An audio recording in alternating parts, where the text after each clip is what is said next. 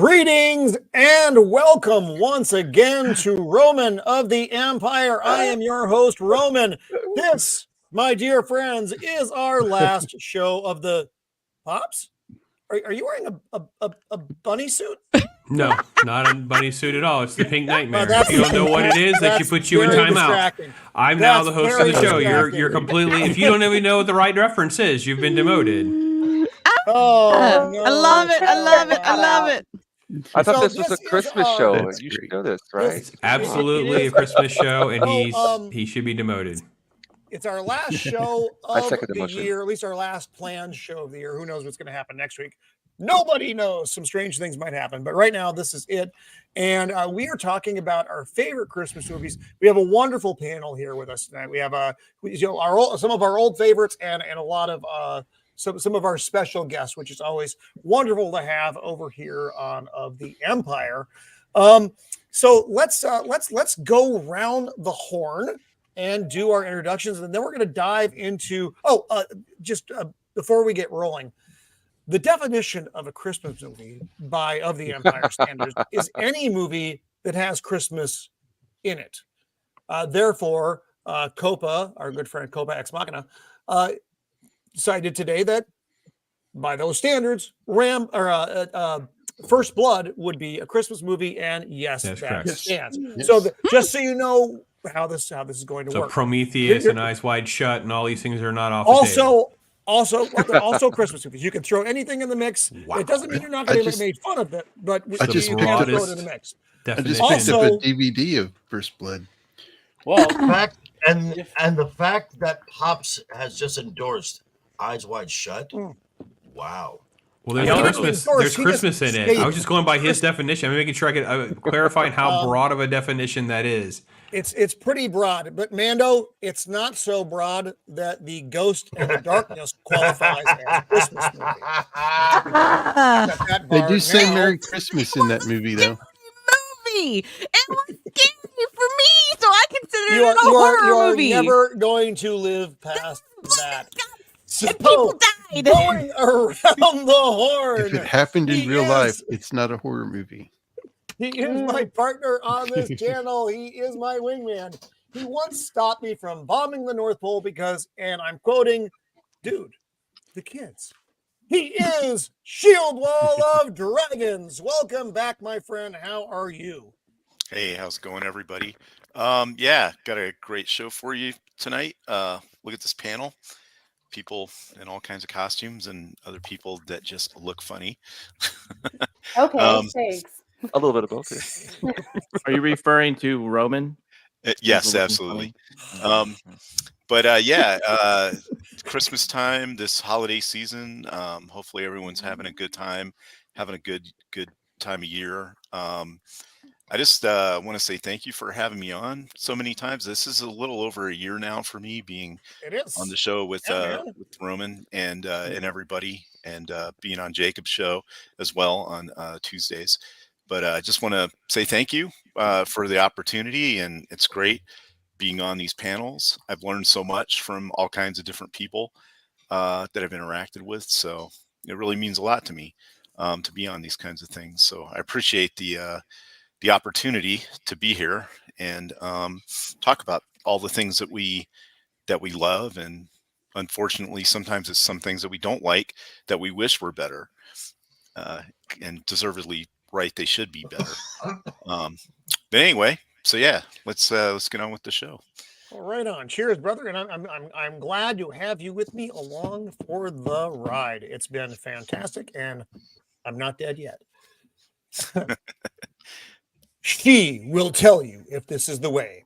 She once traveled to the North Pole to kick Krampus's ass just because she didn't like his name. She is Untamed Mando. Welcome back, Mando. How are you? Doing well. Just got off of yesterday. I had a really great gaming stream and all that good stuff, and excited for the holiday season, and my calendar's already starting to fill up. And also, I do have 3 Christmas movies, not Christmas adjacent. There are 3 Christmas movies. And if anyone disagrees with me, you're a bigot. Is there a lion in any of these movies? Actually, yes, there is one.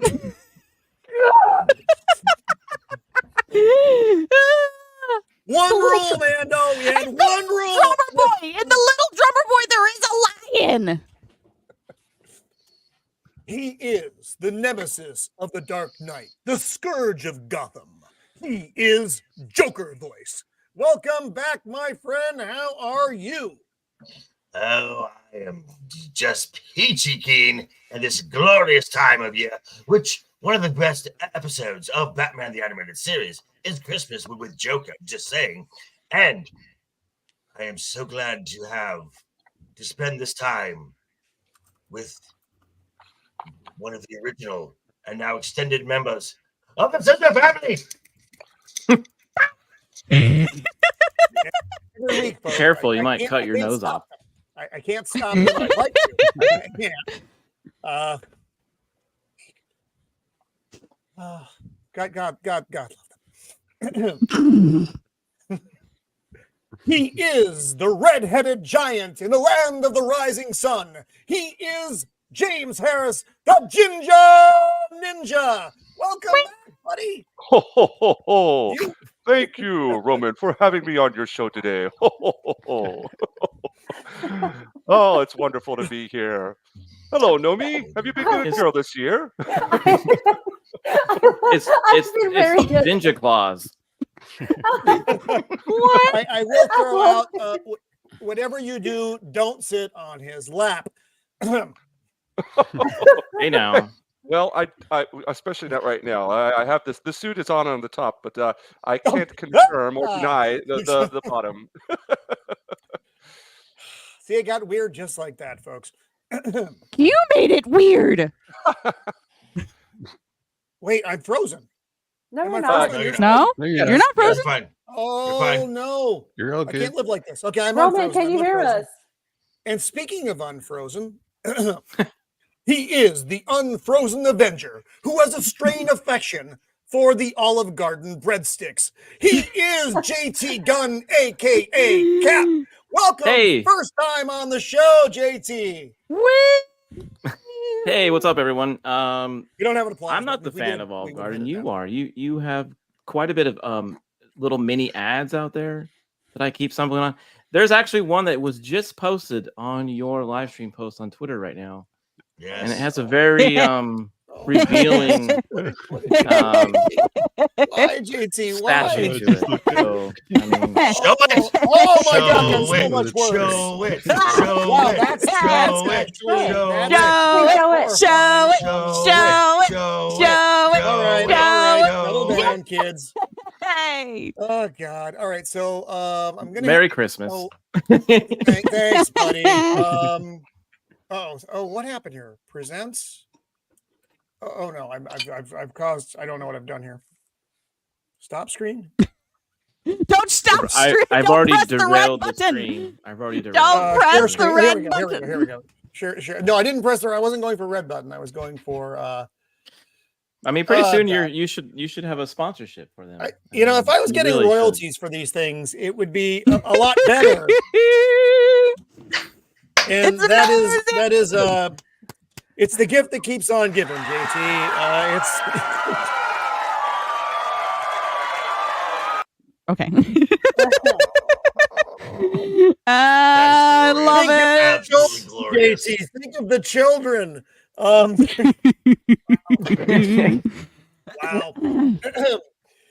He is the yin to my yang, using his powers for good instead of evil. He is Pops. Welcome back to the show, my friend. You and your pink nightmare. It is indeed. It is time to celebrate all things Christmas, even though I think your definition is a little too broad. I am very thrilled to be here and have that conversation with everybody. So good times, my friends. Right on. And you had a wonderful show just before this. Really, you had a very solid. To be fair, all of your shows are solid because you're an actual professional, unlike me that bumbles through this. That's why you're the good twin. I'm the evil twin. We've discussed this. But yeah, it's fantastic end of the year show, bud. It was a blessing to have so many great folks in, and some of those folks are here with us now. And I feel so blessed to be able to do this, and the fact that people want to hang out and talk to us about all things nerdy is still kind of mind blowing. But yeah, I love every minute of it. Thanks for having me again here. Right on, right on. He is the meme master of the interweb. He is Jacob Ironside. Welcome back, pal. Good to have you with us again. It's good to be back. It is good to be back. Fan of the scissors. A fan of the scissors. A fan of the scissors. We appreciate fans of the scissors here in the Scissor family. In the Scissor family, we cherish all scissor adjacent peoples and anyone who appreciates the scissors. What about left-handed scissors? That works too. I have those. Okay. All right. They don't make those. Yes, they do. They do. Fabric scissors count? Yes, they do make left-handed scissors. We do not discriminate against size, type, or color of the scissor. They do make left-handed scissors. I've got samurai scissors. They make non-binary scissors. Made in Japan. Don't you start, man. They also make gardening scissors, spaghetti scissors. Is this like from Forrest Gump? Like yes, exactly. Scissors, garlic scissors, pinking shears. There it is. And even yes. Some say that's a Christmas. Oh, there it is. Yeah, that is definitely a Christmas movie. I would agree. Definitely. She is so nice. She made every page of Santa's nice list. She is Nomi the Only, back with us again. It's wonderful to have you back, Nomi. Thank you for joining us tonight. Thank you. Nomi Yeah, lies. it's been a hot. Wait, what do I lie about? That you're on the nice list. Stop it now. No, that's impossible. No, you're just jealous that you're not on it. That's true. That's what she said. That's also true. So there is a naughty list, a nice list, and then you're not just getting coal in your stocking list. I'm on that one. It's an unfortunate reality. And you'll all be sorry. Get it? You'll be sorry. And just like that, at the show, you don't know what happened to her. All right, I'll see myself out. Thanks, guys. Thank you for that. There's coal in your stocking this year. Honey. Oh my God! All fun while it lasted. It was all fun while it lasted. Oh, America throws a tomato. Like it doesn't take long, folks. It doesn't take long. Tough crowd. Tough crowd. He is the man that knows all the things about all the things. He is Yippee-ki-yay, Matter Fracker. He is the unbearable 73 that it shouldn't be, our good friend, Matt. Welcome back, buddy. How are you? As well as can be expected in the People's Republic of New Jersey, so it's got to keep on trucking. You understand. Could be worse. As a member of the occupied lands myself, I am with you. All right, so let's say hi to the chat real fast. We have with us America's 2001. Welcome and Merry Christmas. Lawrence Knight, welcome. Emperor Doomsday. That's right. Safety scissors do count. That's yes, Squeaker! Yes! Angry Canadian. Hello, Angry. Corey Cochran, welcome. The lovely Sherry. Good to have you with us. Durka. Boosh McFadden, welcome. Hey, Boosh. Release the Kraken is with us. Welcome. Steak Kenobi, welcome. What's up, Steak? Nice. I like Steak. Good job. Welcome to the channel. He's bumbling his way through life, wandering, bumping into things. He may be on fire. Nobody knows. Someone stop him now. I mean, if you were on fire, it'd be kind of very, like, your reaction is very great. Like, it's true. It's true. Wookie, be bad. Welcome to the Wook. And I think that's about everybody now, unless someone else hopped on down here at the bottom. Nope, I think we are good right now. So, welcome to everyone. Tonight we are talking about Christmas breadsticks. movies. We gave our loose definition. Not breadsticks. No.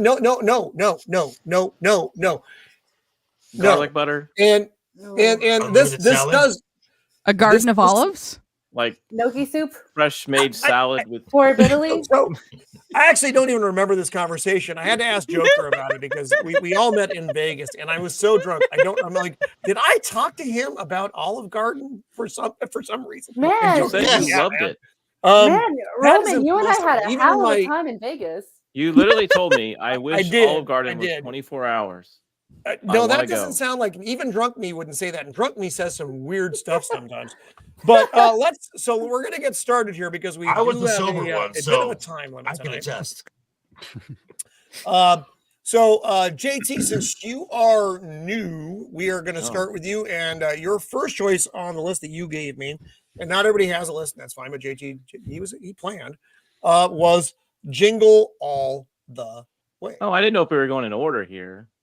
But, no, I tried to pick the new people first. You being the I meant the order that I gave you. Okay, that's fine. Oh, if you want to talk about something else, that's fine. I can. No, you. Would you rather talk about something? No, you already got it. So yeah, Jingle All the Way. Pops knows. I'm a big fan of this. I mostly just bumble through this, so I'll probably continue to do that. So Jingle All the Way.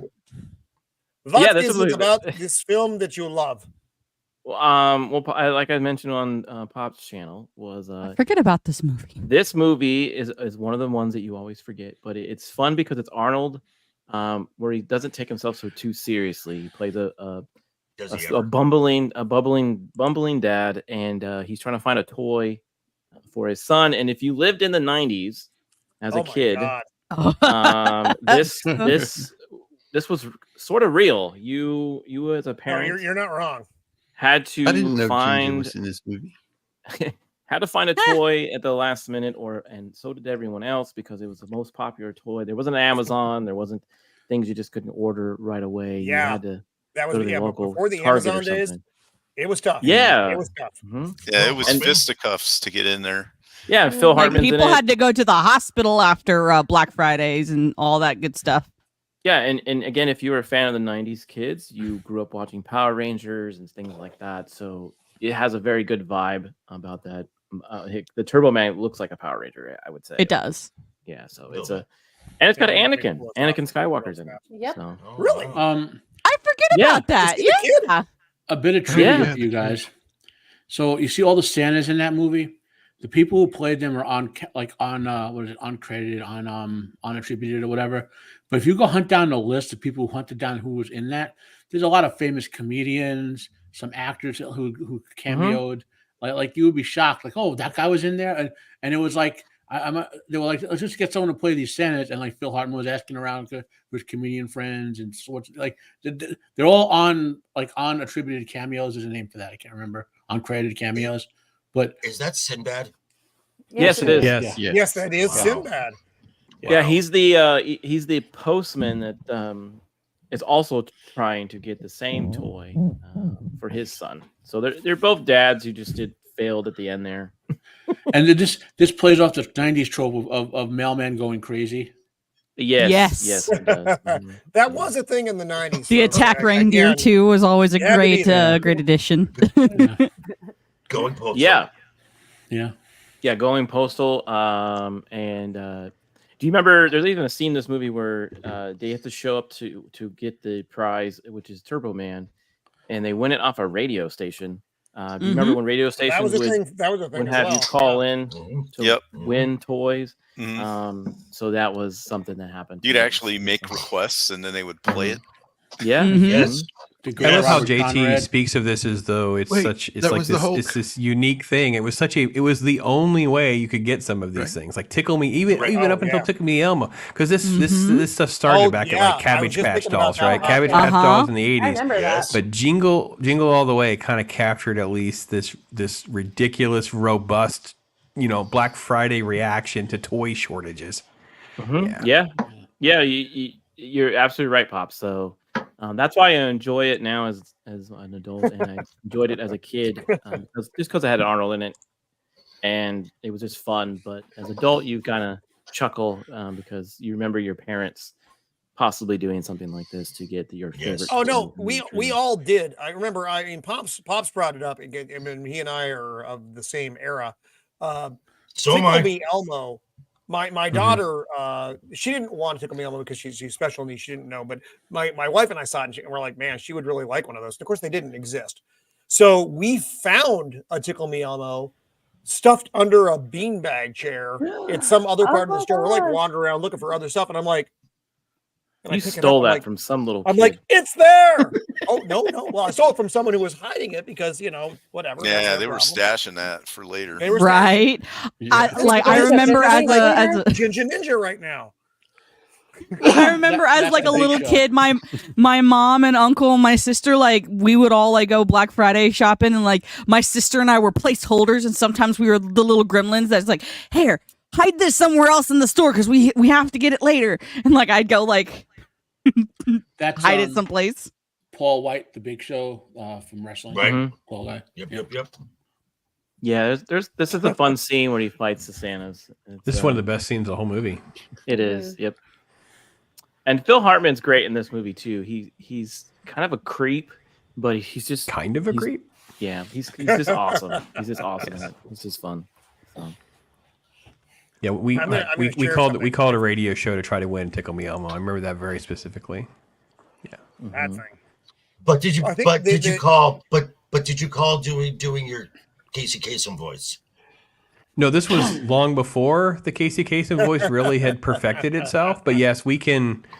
There are times where that would be the case of, when radio, because giveaways are kind of a natural thing in radio. It would be that way for like concert tickets or things like that. And the best is when you're. So what would a Casey Kasem Tickle Me Elmo giveaway sound like? Oh boy.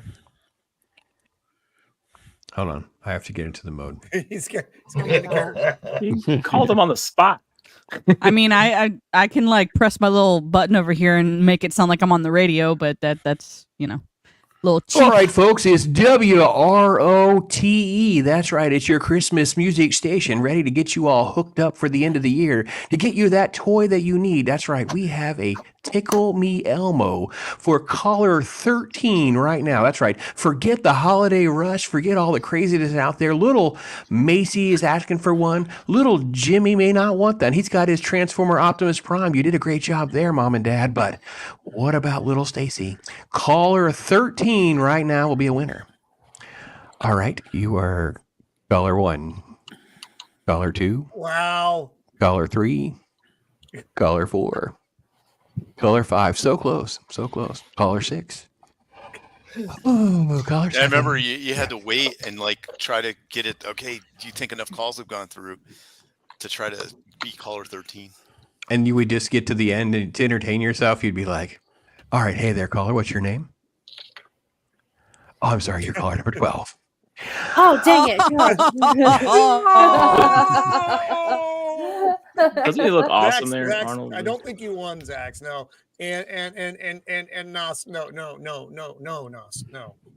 No, Nos, please. No. What kind of strip clubs have you been going to, Nos? Right? Yeah. Not the there are not wholesome strip clubs unless I'm mistaken. So Jingle all the way. Like I said, there's Anakin right there. Yeah. Oh, is that him? Poor Jake. Yeah. Oh, Jake Lloyd. like young Anakin, not Baby Anakin. Not proper adult. Oh, that's before he Anakin destroyed his act. career. Yeah, this came, I believe this aired, this was right before episode 1. He got the job right after this. Yeah. This is the Hit the Anakin factory nose. act. And that wrecked his life. I do not blame that guy. That guy was messed up by the people. This guy was treated badly at show. I remember being at a show and people were treating him badly. It was so over the top. Like, So yeah. If you go back a few, there was a picture of Roman when he eats breadsticks. That's not funny. Oh, baby Roman. So- No, sorry. So I've actually never seen this movie. Really? I Yeah. am either. Roman. It's No, it looks mindless, like- silly it looks like it's more shenanigans. fun. Once. It's good 90s humor. It's really fun. So Nomi, the amount of films that you haven't seen, stop. Joker. This is the one movie that I did grow up watching, so you better watch your mouth. Yeah, this is her chance to be like Nomi everyone gonna else. ship you. This is her chance to be like everyone else when they figure out someone's never seen Aliens before or something. Pops, correct me if I'm wrong. True. I That's believe also not believe good. this was one of Phil Hartman's last movies too, wasn't it? Yeah, that's what I was thinking. It had to be getting close to the time. James, what are you working on there, buddy? Oh, what do you think this is? That's a gremlin. That's a gremlin. Yes. It's a gremlin. It's not Yoda. Wait, it's not a meep? Wow. You shut your dirty mouth. Wow. We'll have none of that here. Yeah, All right, Phil passed a couple years after this dropped, but because he still had some work he did on like news radio and Third Rock and stuff like that. There's a quick little role he did in like I think Small Soldiers. Yeah. Okay. Yeah, there's a little role in there. And wasn't he the voice of Gigi and Kiki's Delivery Service? Like the Hayao Miyazaki? Yeah, I think he was Gigi. That sounds the black cat. right.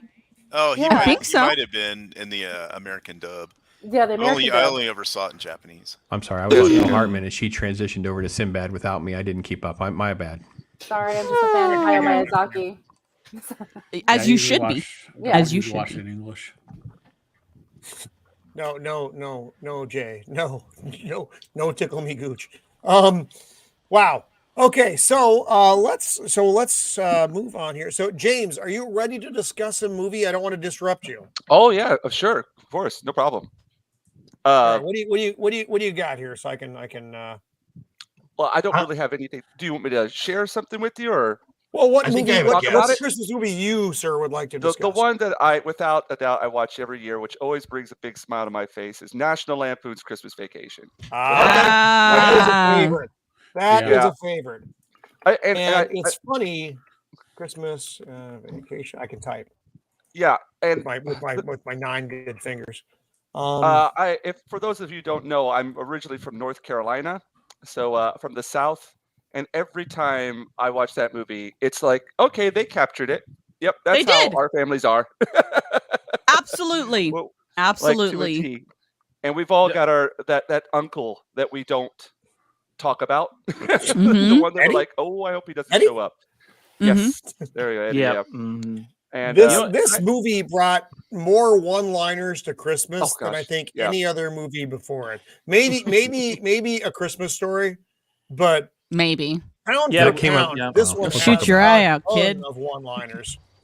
Yeah, I would say that we We watched this one quite a bit in our household too. So yeah, I was. We already. Oh, go ahead. Go ahead, James. Oh no, I was just going to say, we watched this, and of course my wife, she's Japanese, so some of the humor just kind of goes over her head, whatever. And my daughter, she's only 8 years old, so but so it's just me on the sofa watching it and just laughing my ass off. And everybody's just looking like, why is Daddy laughing? But yeah, it's one of those. That's not important, kids. Just go with it. I just don't get why he waited he waited the last minute on everything. He waited the last minute to get his tree. He waited the last minute. To put his it was hilarious. He waited the last minute to do everything in this movie. It all went wrong. I love how she's always protecting the family jewels. This is important. This is really important. Like he should have put the lights up like literally like the day after Thanksgiving, and he would have been fine. He should have. The funniest part of this movie for me is the squirrel in the Christmas tree. Oh yes. They all run screaming. I always wanted a sequel with his neighbors. Like, what happened to them? Oh God, Julia Louis-Dreyfus and the beta guy. Yeah. Man, anytime something goes wrong in our house at Christmas, my wife, Mrs. the Empire, says, "And why is the carpet all wet, Todd?" And I go, "I don't know, Margo." And something's gone wrong. There are his and her shirts that say that, just so you guys know. Oh my God! Oh, I love it. Yeah. No, this movie, when it landed, was just like a game changer because I saw this in the theater. I actually still worked in the theater when this dropped, and the promotion for this in a mall, they had these big glass windows and they had the massive mannequin of Clark upside down wrapped in all those lights. It was such an eye grabber. Yes. Everyone wanted to go see. It was completely the buzz. And this is the scene. You know, are you surprised, Clark? He's like, I woke up tomorrow with my head sewn to the carpet. I wouldn't be more surprised than I am right now. My two favorite parts are when they cut the turkey and it just kind of desiccates, and then I see the heart when he turns on his Christmas lights and it blacks that out. would be the whole such a good neighborhood. gag. Oh yeah, that's Right. Yep. I like when the grandpa. This is interesting thing. This is Leonard from Big Bang Theory. Correct. Well, yeah, but yes, you pointed it out. Yes, the eyes. It's also the kid from Roseanne. Roseanne. Yep. Mhm. I don't know what Roseanne is. What? You haven't seen the TV show Roseanne? I know. No, yeah, I'm with Roman on that. What? I What? really don't know. Oh my Look, god. I didn't see everything. She'll was see he it also- later, Clark. Her eyes are frozen. Yeah. Just the cat. Somebody in the chat was asking about the Dead daughter cat. in this. Uh-huh. She was she went on to be in Natural Born Killers. Natural Born Killers. Yeah. Juliet A Lewis. ton of stuff. Juliet Lewis. Yeah. Yeah. She also has a band that which not many people know about, but she does have a band. Well, can we get to the jelly of the month? My favorite part is the Tylenol rant, and we'll talk about how he pulled the scene off. Oh, my God. Because this is the best ever is the Tylenol It rant. is. Because if you guys don't know the Tylenol rant, you guys know the Tylenol rant, right? If you're looking for any last minute gifts for me, I have one. I'd like Frank Shirley, my boss, right here tonight. I want him brought here from his happy holiday slumber over here on that Melody Lane with all those little rich people. And I want him brought here with a big ribbon on his head. And I want him to look straight in the eye. And I want to tell him with a cheap, lying, no good, rotten, floor flushing, low life, snake licking, dirt eating, inbred, overstuffed, ignorant, blood sucking, dog kissing, brainless, wordless, lifeless, bug eyed, stiff lipped, spotty lipped, worm-headed sack of monkey crap he is. Hallelujah. Holy crap, where's the Tylenol? You did that perfectly, man. Wow. Oh my God. So good. Well done. So did Chevy Chase ad lib that? No, he did not. They all wore cue cards around their neck. They wore cue cards. It was all random, so he could just be in the moment and go around and do what he needed to do. Fantastic. But they all had different phrases hung around their neck. Who outed him? I forget who it was. It'll come to me in a minute, I'm sure. Who it was that outed What I him. really love about this movie is like you can appreciate it at like different when you're at like a different point in your life.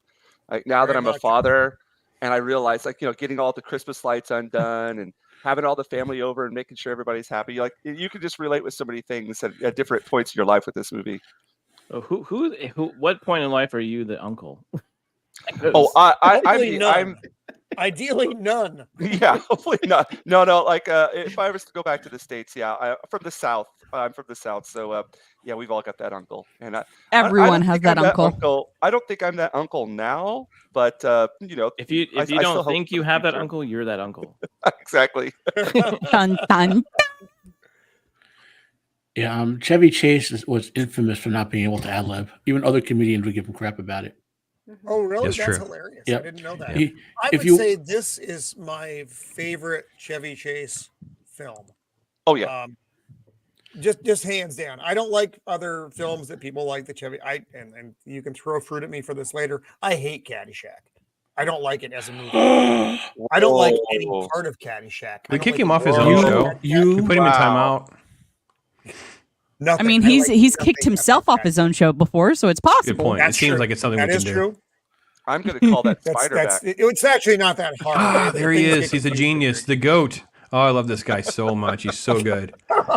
Said you not do anything. Can you bring me my stogie? It was an ugly tree anyway. Yeah, let's talk about and this William. Beverly D'Angelo. How hot she this looked. is bigger in this. than your old house. Everybody has one of these too. Don't push me over, Clark. I'll try not to, Aunt Bethany. You couldn't hear a dump truck drive through a nitroglycerin plant. Yeah. Blessing. Play ball. Blessing. You can this- tell. There like, he this- is. There You he can tell is. this This is family up there in does not. easily my top 3. Yeah. Certainly modern Christmas movies. They don't because they. And we'll probably get to one of the other ones soon, but they don't really make very good Christmas movies anymore. What, you don't think all of the Hallmark Channel isn't the best Christmas series movies ever? You need to subscribe to Jay Harang, and it'll make you have a new appreciation of those movies because that man knows how to tear up those movies properly and make you laugh. Oh my Lord. Yeah. Yes, Copa.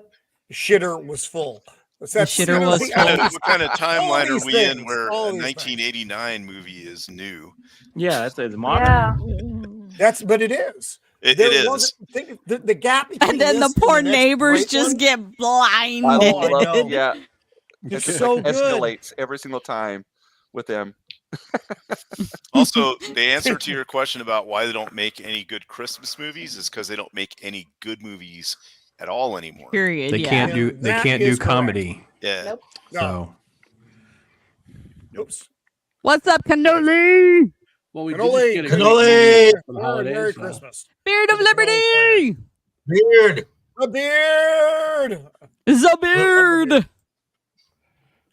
So yeah, this, like I said, that to me, that's just one of the best modern. I also like her. He was a huge, bulging man. burly. That's when describing Right. Randy Quaid. That's just Whatever happened to him? Is he still like in Canada in a mountain? Yeah, they went up there. He went crazy a little bit. Yeah, he went crazy a little bit. And I think The it's aliens. Okay. I think it's okay. The The aliens got him. Yeah. Let's Yeah. take a look and see what James has got going on down here.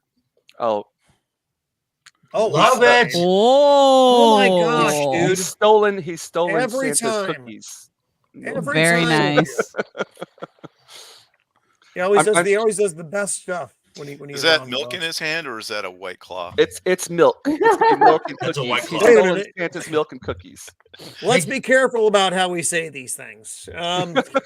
Make it a beer. All right, so that is That can be James. done.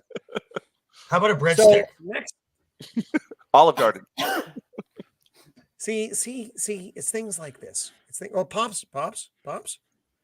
We've lost Pops. Yeah, breadsticks right and a I'm right here. dipping sauce. Are you ready for your movie, or would you like me Sure. to I mean, it's pretty clear what I would want to do. I mean, I didn't think I needed to phone it in.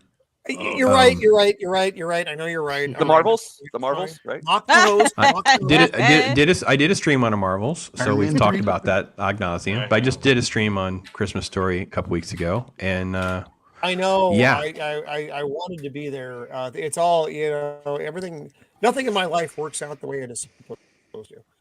But I think I'm firmly. well, I should preface that though. But unlike Christmas Vacation, Christmas Story was it was a success, but it wasn't a phenomenon. So Christmas Story is now a phenomenon. Like it took Now. years. Yes. I mean, I was well into college, and I had friends that had never, movie friends like you guys, and they had never seen it. So the phenomenon of all of these jokes it took a while for VHS and stuff to kind of get out there and get to everyone. Yeah. And now it's kind of viral. And I think if you've never watched this movie with the subtitles on, you're doing a disservice to how brilliant the dialogue is written and this incredible narration that is just kind of it's so brilliant because it's sort of like the narration of the film drives everything because you are in the moments, you're in the past, you're in the future, and you're living this vicarious sort of amalgam of events that Ralphie is going through, and it's just incredible. And I don't even know how to do this triple jerk justice. Dare you. In a slight breach of etiquette. Just out of curiosity, do you think this movie would be as popular if they didn't play it on TBS for 24 hours straight? I actually think that does it a disservice. I think they've already done that in that routine. They would have they've done their thing and they made it popular. And I wish they would just stop doing the marathons and just let it breathe. because they're just burning people out on it at this point. Here's the thing. I don't even know anybody who has cable at this point, so I don't even know what the big deal is. Right. Well, I didn't like it when I wasn't a real big fan of this movie, to be honest. Because you shut your whore mouth.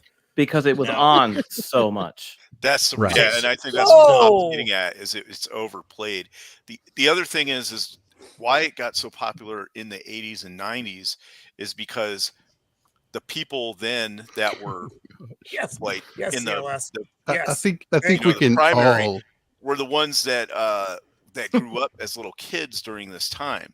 So it really meant a lot to them. To us, we might get some of these experiences, but you're not going to, no one here on this panel knows what it was like to be a kid in the 40s. No, that's true. Remember, I was frozen for like a few years. Well, that's true. Yeah.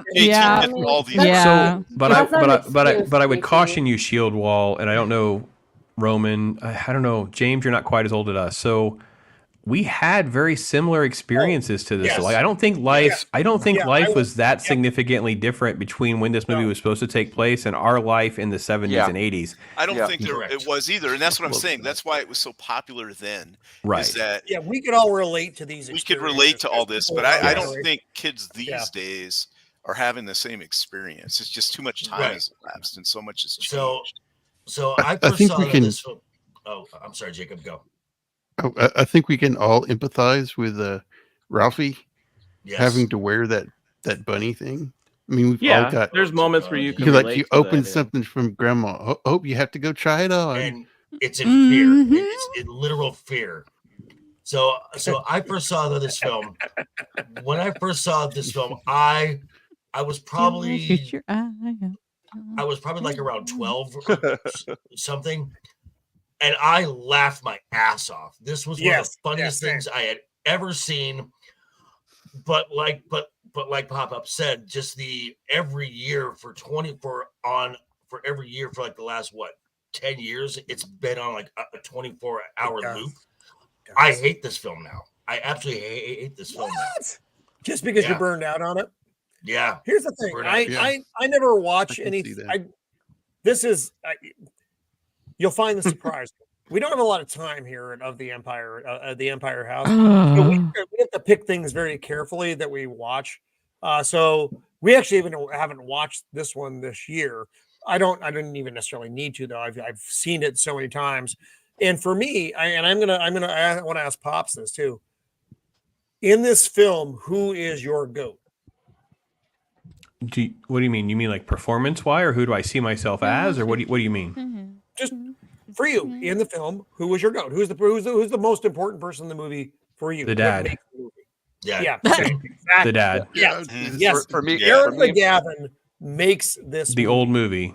The old man is the movie. Like, and it's like his narration. It's like the old man is the movie. Like, it works. It works when you see them telling the story about the dad. It's like it's about his journey, and we don't even get that full picture. This is why I think that the sequel that they did, the Christmas Story Christmas, which came out last year, felt like it was heartfelt because Peter Billingsley and them made a film that made you hurt when you learned what has happened since this film. Like it made you, it kind of broke your heart. It's hard to watch.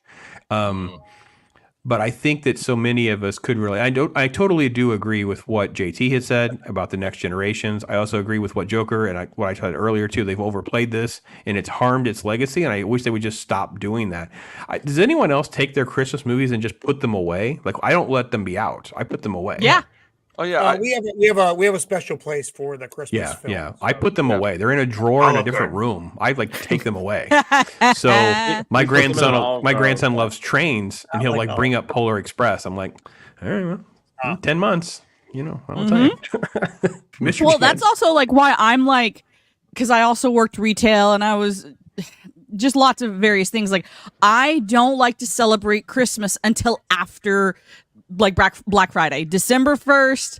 Like, I got so fed up with Christmas 24/7 all day long, everywhere, all over the TV, and I'm just like, just celebrate it. Yeah. So that's why, like, for me, I haven't until the first Sunday of Advent. That's when Catholic. That's when we roll into Christmas. We don't do it too early because Mrs. of the Empire will kill me, and I don't want to get the decorations down. I think you're in a very because I'll die. rough relationship there, Roman. But yeah, like I don't listen to Christmas music, watch Christmas movies, or do anything Christmas related until December 1st till the new year. Like that is it for me. So I guess that's why I'm not as burnt out on some of this stuff as maybe the rest of everybody. Like I think the last time I watched this movie was about 2-3 years ago. Yeah, I mean, can always like you squeeze said, them if you all don't have cable, you don't see Right. it on TBS so much, Or but Chile. they still do it. And I work in a bar. Trust me, they do. I mean, TBS still exists. They still play this movie. And don't get me wrong, when I was a kid, I probably enjoyed it. But once I kept seeing it, like Joker said, it was just kind of like, okay, enough already. Like, can we play another Christmas movie? Like, it was just. Well, it's kind of like the Mariah Carey. Like, it's just like don't. If I hear that first, like song does not exist no, no. So you know they play that song on a loop at Arkham as well. That's why I escape all the time. So I actually I work part-time at a bar, and tonight is Christmas karaoke. Mariah sweet Carey. Mother of God. And they asked if I wanted to baby Jesus. if I wanted to work tonight and get extra chips. I was like, no, I do not. Please never refer me to Mariah Carey Christmas ever again for future time here on out. I'd rather hang out with you guys. Bro, I'd rather like listen to screamo music for 3 hours. I know. The shorter bully reminds me of the lead singer God, of AC/DC. Yeah. Angus Young. Yeah, he right. Yeah, he does Yeah. look like Angus Young. Yano would be proud of that. He would be down with that. And accurate. That's there were some good characters, like I said. It's just like Joker said, it just burns you out. Well, I'm sad that the legacy has been tainted in so many ways. I purposely have sort of like a control of my Christmas experience in my house and don't allow things like that to happen. I think this film has so many layers of legacy, whether it be how it was made and kind of lightened in a bottle. And this was made on a shoestring budget. So, I mean, the city is to credit for the fact that we even got the parade scene because they left decorations up. The producer and the director had to be creative. Like they called car clubs to get all those cars. In a way they could have afforded to get all those cars and stuff like that. They kept the kids separate from the bullies. So a lot of those reactions were more natural and they were actually afraid, things like that. So there's all sorts of things you can look up on YouTube as well, special features, things like that. I've talked to Zach Ward, I've talked to Scott Schwartz, and these guys are they are just as shocked as us that this is like such a phenomenon because it was like another gig, right? And then Scott Schwartz was actually a bigger star at that point. He'd already done the movie Toy. So he didn't understand why he wasn't Ralphie, right? He got to be Flick. And it's like, wow, he's more known for that than he is Toy. So, yeah. Has anybody seen the sequel? Oh, sorry. I didn't even know there was a sequel. So there's a terrible thing rumored of a sequel called Christmas Story 2. That I don't know what that is, but there's this one called A Christmas Story Christmas that came out last year. And it is very heartfelt. It is made by Peter Billing. It's these people coming back. That one is very heartfelt. It's hard to watch though. Mom. They had to replace the mom just because she was she's already she was too old. But everybody else is the original actor. Poor kid. Right. Which is pretty incredible that they were able to even the dad's actor still alive? I thought he was No. He's passed away as well. That's So. part of the whole point to why they do it. They did I thought they did a nice job with it. But the coming of age elements in this film, as you get older and you kind of start seeing it through that way of like everything is set there to be a coming of age for Ralphie. He has to figure out how to stand up for himself. He's going to get an adult type gift, which is a gun. He's going to have to learn, different type of trials and tribulations. That's basically about Ralphie growing up. And I think that's why this movie was so timeless, even if people don't even realize that that's kind of what's engaging them on sort of a emotional level. Oh, that kid. Oh yes, it's so great. He can't move his arms. Randy. Leave me. She's I can't put my arms down. Dad's gonna kill Ralphie.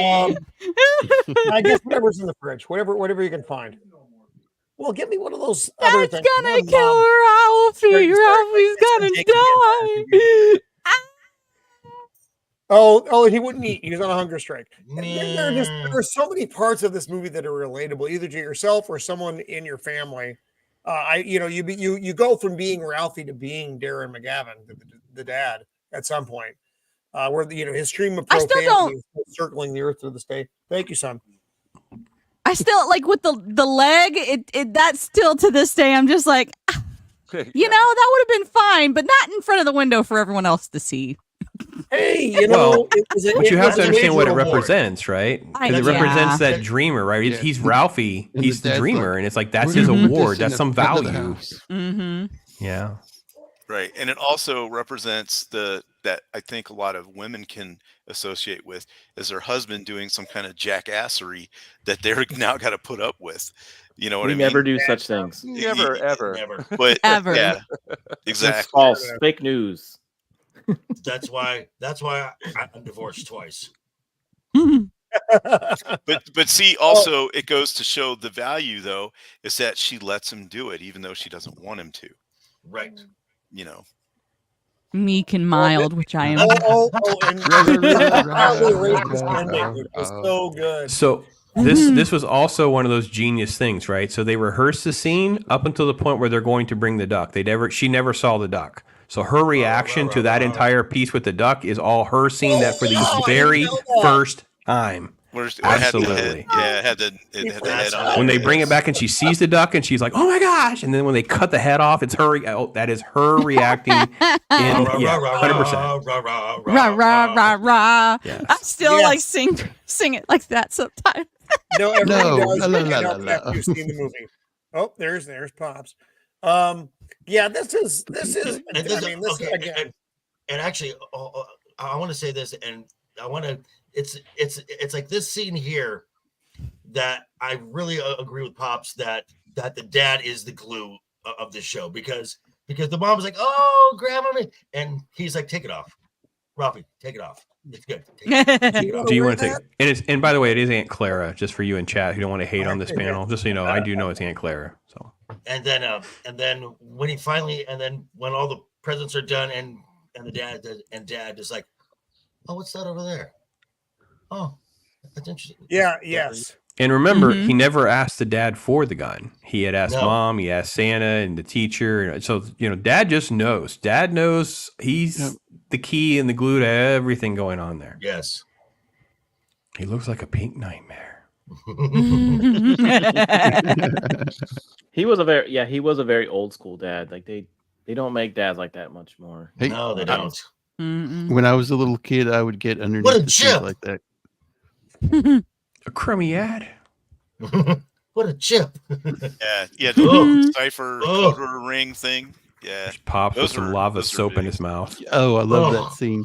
He's like spinning through it, wanting to know what it means, and it's like the soft glow of electric sex. Okay. I'm enjoying this more now than if I ever watch it again. This is the enjoyment part right here. Well, I mean, because the thing was, I mean, like I said, of our age, we kind of live this stuff, and like I said, you watch it when you want to watch it, but I'm a big fan of this one. So, Nomi, what is a Christmas movie you would like to discuss? I would like to discuss Home Alone, the first one. Oh, yes. Yeah. Oh, okay. Wow. Good one. Go ahead. Jacob, were you talking? No, I said good one. Okay, good one. All right. We all know Home Alone is a Christmas classic. You put it on, you can't miss it. There's quotable lines. It's memorable. We all grew up watching it. However, the reason why I brought up Home Alone, because I'm not sure if all of you guys know about this. Maybe I'm the only one thinking this. I would like to get y'all's opinions and thoughts about this. I recently saw Home Alone last week. And throughout the movie, when the family gets to the airport and they're like, please feel it, like jump in. I think this was planned for the robbers to rob the McAllister's house. I think the dad planned this massive trip for all the family members to get out of town, leave the house open. No. And the reason why the dad did that, this is my thoughts, is to cash in an insurance check, but he didn't account for Kevin being left behind. And that's what I'm thinking. I was like, oh my gosh, I think he did this, like he planned. How else did the two guys know to target that house particularly in that neighborhood? Because it was the biggest house on the street. That as well. But what else? The other houses. There's other houses that were in the neighborhood as well. That house is massive. It is massive, but the other houses are probably cheap, like not cheaper, but like better targets to get easy access in and out versus a bigger house like that. So that's just like my take on that. Like he was just trying to cash an insurance check, and if Kevin died, a bigger insurance check. That's just my thoughts. But I don't so like the actual villain of Home Alone is the dad. Yes, because hold on, when they get to Paris and they're trying to figure things out, Kevin's mom was the only one who went back, and the family stayed in Paris for them to enjoy Christmas. No, they came back. Yeah, they came back. They showed up back. the same time. Like, they showed up the same time, like an hour later. There's a whole bunch of fan theories about this movie, like she's talking about. One is that Kevin's dad's a mobster. It's one of those rabbit holes of like the fans trying to explain plot holes, type of thing. That you could just dive. Like there's even one where like one of the characters is actually Satan. That's one of those is floating out there. Wow. Like then there's one where someone says, because for those of us who don't like Macaulay Culkin, we like this one, that Kevin's actually dead and it's his purgatory. It's like what? Wow, that's a lot. That's make a whole lot of sense. That's a lot to absorb. Yeah. If you want to go in a rabbit hole with this movie, go type up Home Alone fan theories, and you'll get a good couple hours of entertainment. Oh my God! You know what shocks me? That the price of groceries nowadays. Yes, JT, you brought this up. Yeah. So 1990 was $20. Now it's $70. Also, the electricity bill. Okay. God. Okay, Roman, go back one clip. Okay, so my best friend in college, his mom was a spitting image of Catherine O'Hara. Nice. I mean, I love her. dead ringer. I would have had her stovetop. You're talking about the stuffing, right? Something would have got stuffed.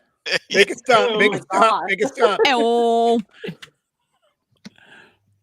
I mean, yeah, 1990 it was like $20, right? To go what he got in groceries. But nowadays, today, it's like last year it was the same amount of groceries, was 44 something. And today, if you went one more year, now it's $70.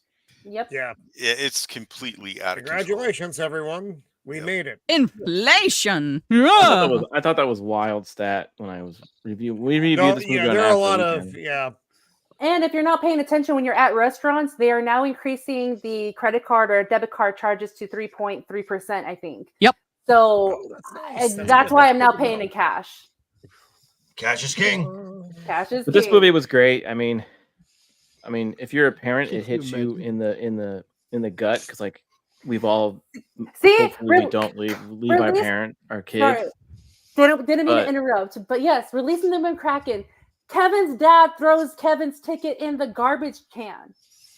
So maybe Kevin deserved it. Have you ever thought of that? Yeah, well, that's too, because like he was like a little punk, snot-nosed ass kid. He was a little asshole. Like, I had to have a cheese pizza because I don't like anything because he was so picky, and he got in trouble because he got sent to the basement. Yeah, and it's always about Kevin. So that's why. So that's why I believe it was planned to get Kevin, taken out. What I liked about the movie is that after he found out he was alone, he freaked out. But then he was cool. He went shopping. He just lived his life, And then he realized he needed his family. Yeah, but well, that's just because he got lonely. Yeah, but he could functionally do everything. You know what I mean? Or talk. Yeah, he's not scared anymore. Yeah, I always felt like that this guy should have adopted Kevin. Just like the McAllisters had too many kids. Just give one of them away. This was also like one of the top grossing comedies of all time for a very long time, like for 20 some odd years. And then it got beat out by like Hangover 2 or something. It was crazy. Really, that's tragic. This movie was a huge hit for so long. Absolutely. Kind of building on what Mando just said about the adoption thing. There's a fan theory out there that says that after this movie, the parents put Macaulay Culkin's character up for adoption, and the movie The Bad Son is that sequel. Oh wow! Yeah. Well, he does go to New York and get lost. So. Yeah. Yes. So, how many times has this house been used in movies? A lot.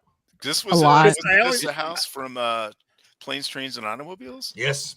Yes. I think it was, because I always ask my wife whenever we're watching it, seems like a John Hughes holiday film. It's like it's also Ferris Bueller's house, wasn't it? I think Uncle No, Buck's I don't think it was house Ferris's is in the house. same I think it was Uncle Buck's house too. It was it's just one of those Uncle big Buck's house, Chicago. Man, I love Uncle Buck. We watched that for the first time in a long time. Shermer, Illinois. Fun movie. Shermer, Illinois. The city. The interesting thing about that house is you can take tours, and they have left some of the rooms as a home alone house, so you can take tours in it. Wow. Yep. All the two robbers get all the bruises and marks. Oh my God, there was just so many. When the spider was on his face and he's screaming, I love that part. That was my favorite part. I don't know why. I was the whole time I'm watching this, I was like the paint cans on the head. I'm like, those guys are dead. They're dead or in the hospital. Oh my God, they've been dead so many times. Yeah, but that's typical slapstick. It's fun. Yeah. Yes. The iron on the face. The nail through the foot. Candy. And Oh, the real gem of this movie is his character. He really he really shows that she's not a bad parent. She just made a mistake because he's a real gem. I don't know. My mom was just a bad parent. Even if she'd left me somewhere, she still would have been a bad parent. So, hey, if I can tell a quick story about my life, when I was 3 years old, my mom lost me in downtown El Paso, which is like a street across from Juarez, Mexico. So I could have been easily abducted. No. Yes, no, that is a real story. And I remember that at 3 years old. My mom losing me in downtown. And it is, very traumatic. So yes, I understand what Kevin was going through. Did you wander off, or she got separated from you in a crowd or something? I think we got separated because I remember walking around and she wasn't there anymore. So I started wandering around. So technically yes and no. And she started wandering around looking for me, and me thinking like, oh, maybe she's outside. Let me walk and see if I can find her. And then some good saint found me and brought me inside to the store, and I was there with the employees until my mom found me. And that Did was they have to do the thing over the, there's a lost little girl looking for her mom. Yep, I was separated from my mom for 45 minutes. Wow. Oh she my must God. 45, that's a long time. She must have been going ape shit. Yeah, she was. she was. And then, that was back in the 90s too. So that was, what Kevin was going through. If we didn't have cell phones, we didn't have pagers or anything. It's whatever's there as a resource. That's what we use. She couldn't make you wear an Apple AirTag. Yeah. Go back to where the flamethrower thing was happening. So for those of you who don't know from the construction industry, in order to make those actually flamethrower like this movie did, you had to actually know how to hack them. Like they normally wouldn't make a giant, like burn a man alive flamethrower thing unless you knew how to sort of like go in and manually modify the nozzle, which of course all my Italian uncles showed me by the time I was 6. Yeah.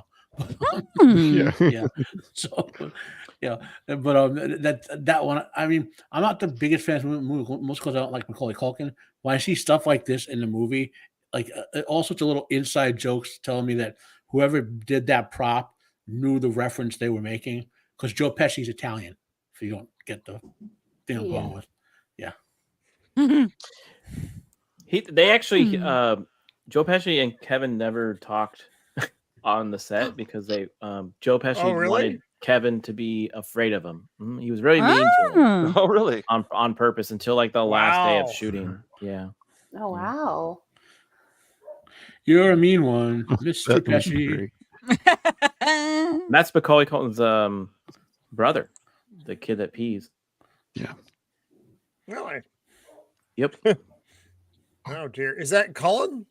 Yes. The one from Succession? Yes. Yes, Which it is is a great series, by the way, if you haven't seen it. Yeah. Mac and So cheese. Home Alone. Mac and Wow. cheese. Mac and cheese.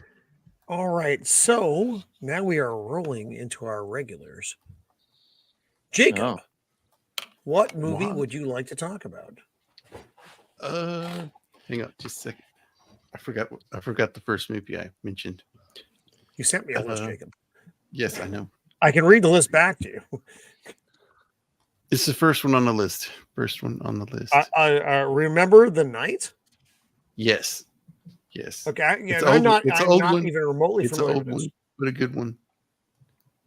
All right. Of course, Jacob would have like the oldest one Right. available that nobody knows here. about. We'll have to see. Oh, here it is. You're Remember the right. Night. Wow, Jacob. Yeah, that would not be out of Jacob's wheelhouse. Is the thing? He's a man of classics. All right, so this I've never even heard of this thing, Jacob. Oh, it's fantastic. Yeah. Yeah. Yeah, it is listed on like if you go to like Rotten Tomatoes, like the highest rated Christmas movies. It's up there. Really? Yeah, it's like this. This lady gets arrested for shoplifting, and she's the prosecuting attorney. They have to close down like right before for Christmas, before they have to do the trial. So she's having to sit in jail for over Christmas weekend, and he's like, okay, and the prosecuting attorney is like, okay, I'll take her home for Christmas. So that's And they the fall in premise love. of the story. Of course. That's not inappropriate in any manner, way, shape, No. or form. This is He's the probably shaggy like the dog. first. It's all okay because he's the shaggy dog. It's fine. This is probably the first Hallmark movie. Probably. Yeah. Yes. Did he? Jacob! Was his home a bed and breakfast that was on the verge of failure? No. No. Okay. Did he chop down trees? Right. Did he own a horse farm that was on the verge of failure and needed a woman good smart to get him out of it? He's secretly a prince of a made-up European country. Yes. Yes. I recently watched a one that was like about a class reunion. Everybody came back for their high school reunion. And that's is that the tree lighting party or the cookie party or which one is it? It was like, Christmas reunion or something. It was right.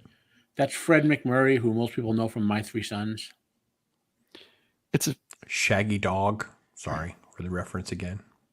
It's a good redemption story too. Absent-minded professor. Yeah. I mean, is she really a shoplifter? Yeah. Yeah. Oh, she actually is. Yeah, she stole the radio. Oh. She got caught stealing. That's the whole point. Wow. Yeah. And there's the lady, the mom from It's a Wonderful Life. Isn't it? Oops. There she is. She. Oh my gosh! What we just talked about the other day.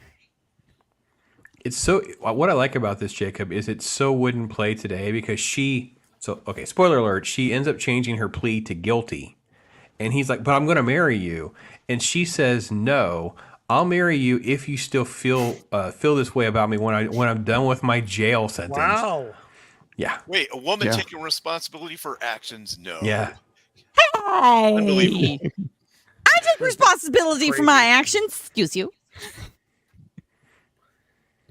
We're talking about a modern holiday film being made. You just couldn't do it.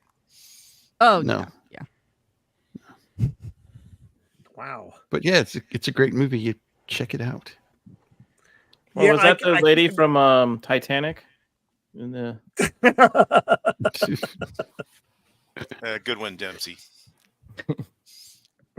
Anybody knows what he's talking about? When I was 5. Yeah. Yes. I'm with you, buddy. This is interesting. No, like I said, I can't even comment on it, Jacob. I'm sorry, just because I haven't seen it. Oh, that's okay. You could probably what this find reminds it me somewhere. of, though, is Mrs. of the Empire made me look at a movie the other night. I'm not going to bring up the stills. A movie called The Apartment. I don't know if anybody's familiar with that, with Jack Lemmon. Yes. Yep. And she's like, well, it qualifies as a Christmas movie the same way that Die Hard does. And I'm like, all right, that's not true. That's unfair. Don't get carried away, Mrs. Empire. It's in the movie. It is Christmas in the movie. So your definition is way too loose. But I get what you're saying. If it's Christmas in the movie, Prometheus is Christmas. Qualifies as a Christmas movie. No, it does not. It's I know. Copa sent a picture of First Blood with. There's a tiny Christmas tree behind. I know. Shoulder. So Chronicles of Narnia would also qualify as a Christmas movie. Some people leave Christmas trees up all year long. They're called hillbillies. Harry Potter would too because they go on Christmas. Harry Potter would too, yes. They have Christmas. They have the Christmas feast. There's like Christmas trees in the Grand Hall and all that. Oh, you worked the lamp into it. Yeah, the lamp's in there now. Yeah. He's got some beer. Oh my God! The Christmas commission from. I want a turbo doll in that. Ninja. Oh boy, I'll make it so. Now here we go. Yeah, that's. I might have to go watch that movie. Thanks, Jacob. Yeah, good movie. Good movie. Like I said, and that's the famous Barbara Stanwyck. If nobody's familiar with Barbara Stanwyck, she is just Barbara Stanwyck and Fred McMurray. And she's a legend. I mean, she's won so many awards. It's insane. All right, Matt. What do you got for your Christmas movie? I will say before he says anything, does anybody want to like take a bet on what Matt was going to say? Like anybody want to like just like try to like if we had like options, we'd pick it out of a crowd kind of thing. Does it take place in a building? I'm gonna guess. I think he's gonna go with when Pops take off the bunny suit. I think he's gonna go with. You just now noticed? What are you talking about? I'm gonna guess something Japanese. I think he's gonna go with Debbie Does the North Pole. I'm thinking that it's gonna be a Doctor Who episode. You're all wrong. Iron Man 3. Oh God! Oh God! Oh, Dr. Pops. Well, he threw Prometheus out there, so I'm just trying to throw Ante on his ridiculous definitions. Iron Man 3 is better than Prometheus, but they're both horrible. In case no one else brings it up, I will mention Die Hard at the end, okay? Because it is obviously my favorite Christmas movie. But I believe, was the oldest film someone's going to mention here, okay? Oh God! So before I share the IMDb, so you can see stills of it, in 1905 or something around there, Victor Herbert wrote a play called Babes in Toyland, actually an opera, okay. And about 30 years later, Laurel and Hardy under RKO Pictures did the film Babes in Toyland, which is basically, if you've ever seen or read the original opera, they took the parts that were in Toyland and not the real world and made a movie out of it, right? So March of the Wooden Soldiers. Well, I'm getting there. Is There's two different movies. See, Babes in Toyland is the original, because you might go want to watch this and not understand what you're watching. Babes in Toyland came out in 1934, and then they made like 5 different versions of the film until 20 years later, March of the Wooden Soldiers came out, okay, which was cut down, but it has better pacing than the others. So if you're going to watch any version of it, watch March of the Wooden Soldiers, and that's what I'm about to screen share here. If I could find the button. Oh, okay, cool. Button. So, the great Laurel and Hardy. This is not actually black and white. It's filmed in something called like teal vision or whatever, which is why it doesn't look black and white. Sepia. And for those who don't know what the Toyland reference is, all of the classic fairy tales like Mother Goose, the old woman who lived in a shoe, Little Bo Peep, the cat, the cat dude. That's pretty. That's legit right there. Wow. Yeah. Look at that. That's beautiful. And this was adapted. So what happened is Babes in Toyland was an opera that turned into a stage musical, and then the stage musical is what was used to make the movie. So that's why it looks like all stage sets, Oh, okay, cool. Yeah, that's Little Bo Peep is the woman, and she's scheduled to be married to this dude who's, I don't remember his character name. I think he's what's his face with the candlestick. Jack jumped over the candlestick. Jack be nimble. Yeah, Jack be nimble. Jack be swift. Jack jumped over the candlestick. Yeah. And the villain is named Barnaby, and he's trying to blackmail Little Bo Peep's mom to make her marry him instead.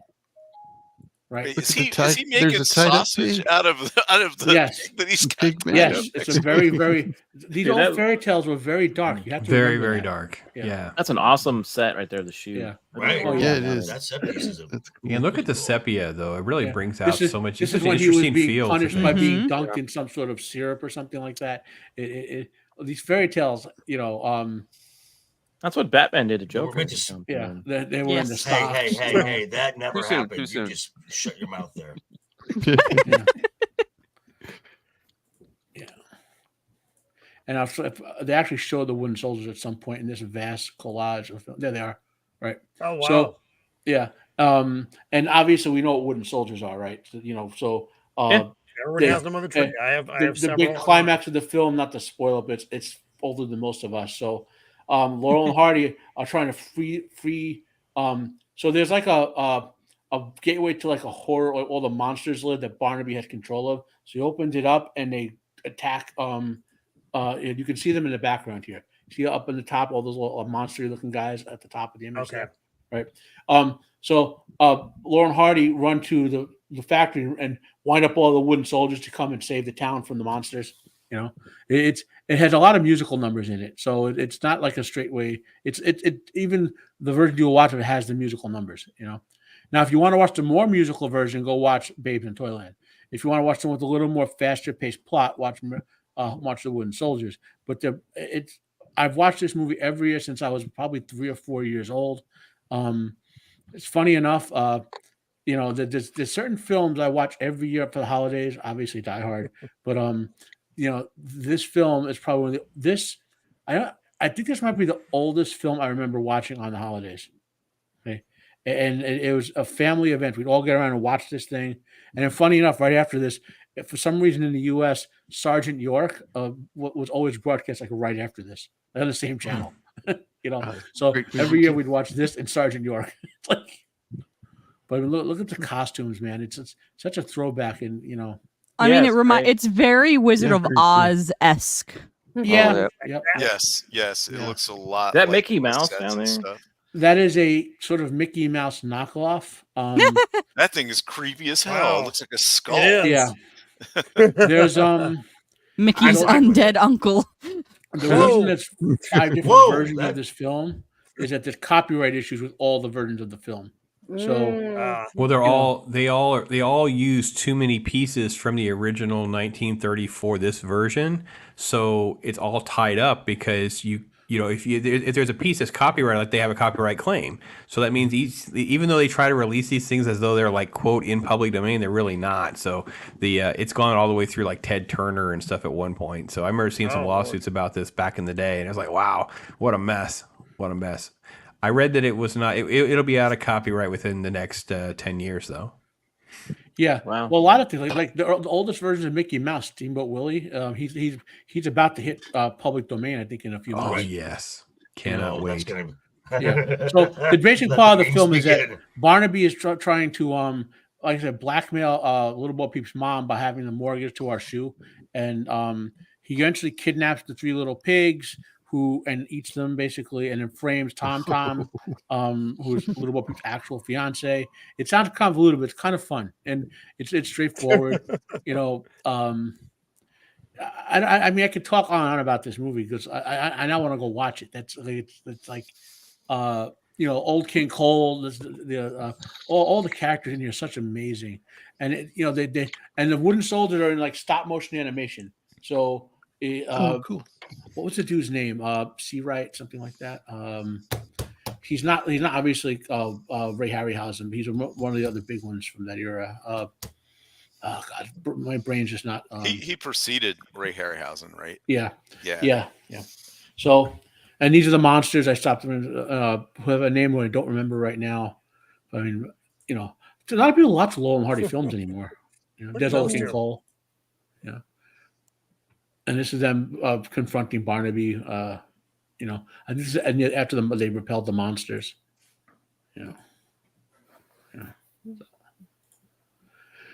There's a wooden soldier. Yeah. There's one of the 3 little pigs. I've never seen this. Wow. Yeah. Okay, so I mean, we can keep going, but there's like 70 more pictures, I think. So, Jeez. Yeah. Jeez. Yeah, I think there were like 80. I'm up to 46 of 80. So I mean, obviously we have a time limit. So, but both versions of this movie. See March of the Wooden Soldiers first. Then, if you want to see like the sort of fuller version, you go back to Babes in Toyland, and then maybe hunt down if you can find. I'm sure somewhere on YouTube is a full version of the opera. So I mean, where could you find this one? March of the Wooden Soldiers. Let's see what has it. Well, obviously I have it someplace. If people can't find it, they can ask me about it. But March of the Wooden Soldiers. Streaming. I got a link for you. Prime Video. It's on YouTube. Okay, so yeah. Oh, that's a great recommendation, Matt. Yeah, I mean, it looks really good. Yeah, and I mean, again, it'll be all over the YouTube. It could be on YouTube because there's so many like copyright issues where, like, when they made the later versions where they pull parts out of it, or whatever. But like I said, it's just find March. If you still have broadcast channels, it's guaranteed to be on one of them every day all this month. Oh, sure. right on, dude. I'll have to check it out. It looks actually really good. Yeah. Actually, I didn't know it existed. Yeah. But this is what I appreciate. Other people's knowledge of little golden nuggets like that. All right, what do we got here? There we go. Checking in with James here. Nice. Oh, it's the Leg from the Christmas Story and the Gremlin and Santa. Oh my gosh, dude! And Turbo Man. Oh, it's a Turbo Man. Wait, is he crushing a blue Pabst? Yes. Yeah! Let's go. Make sure you add a breadstick in there for Roman. Breadstick or something. Or add olives. Free Yeah. olives. If those Pabst Blue Ribbons have a lot of sentimental value to me, because when we were TDY to Turkey, we could get them for 13 cents a can. So Holy crap! yeah, Wow. this is back in the 90s, early 90s, but still. Yeah, 13 Joker, cents a what do can, you have can't coming beat up, that. buddy? Okay, well, I went off the beaten Can I path can I here. guess? Can I guess? You can guess. The Star Wars Christmas special. You know what? I was gonna say that as a joke, and the answer is no, because definitely not. But Didn't that have Red B. Red Arthur in it? yes, it Yes. Yeah. But so I was for the video that I did that I dropped yesterday. I had to watch 3 films, and there is a Christmas film in the superhero genre that you would never think is a Christmas film, and it is a really underappreciated Christmas film. That being Shazam. I'm out. Well, You know Wow. what? You're talking about You're making that up. You did talk about this on one of your videos. Yeah. yes, I do did. remember. So Yeah, I'm he gonna- did. I'm He just did talk gonna about let- it. I'm gonna He's let you So tell everybody. So you got this. So you got this setting. It is December in Philadelphia, and the city is decorated. I'm working on it, hang on. And the city is decorated for Christmas. At the top of the rocky stairs, there's the big Christmas tree. There's Christmas lights all over the place. The movie ends. I mean, the movie starts with little drummer boy. There's a scene inside a mall, which Mando can attest to. When malls go all out for Christmas, there's the window paintings. They got the mall Santa. They have a Christmas carnival. But at the core of this story, like what that is Fury of the Gods. Is that the wrong one? Yep, that's the wrong one. This is the second I, one. Yeah, that's I not haven't it. I haven't seen either one of these, so I But- can't talk. But at the core of the story, Oh, kind of like oops. with what Nomi said with Home Alone, you've got a abandoned boy There it is. they got a abandoned boy who gets put into the foster care system, and he runs away every time because he wants his mom. He wants his family. And he's searching for his mom. And he gets put into the final foster home that this is his last chance. And they're very open to him. They're very loving to him. And he still rejects it. And it's also very much a Joseph Campbell hero's journey as well, because when he gets imbued with the powers of the immortals, he doesn't want it. So he finally meets his mom. And his mom is like, yep. And his mom, his Christmas. real mom, and his real mom is just like, well, you know, when I saw that the police were taking care of you, I knew that they would do a better job than me. So she leaves him, and then he is like, well, okay, cool. Well, I got to go back to my real family now. And then you get this iconic moment where his cell phone rings, and it's the bad guy, and he has all his foster brothers and sisters hostage. And this is when he accepts the call, and it's that scene on the rooftop where he jumps off, Shazam. And okay, just let it freeze here for. Go back and let it freeze on this for just a second. And he takes off. And the best part about this is what this film was saying is you can have all the power in the world, but Shazam's true power is his family, those who care about him, those who love him. And finally, one of the last scenes is they're all around the table, and he says, "I'm home." So this is just a very nice. It's a nice, fun, very family-friendly film set at Christmas time that is really underappreciated, and I think everyone should see. Just my thoughts. No, I agree with you. Like, I didn't think about that right now of like it being based in Christmas, because it's a movie. It's like a superhero movie.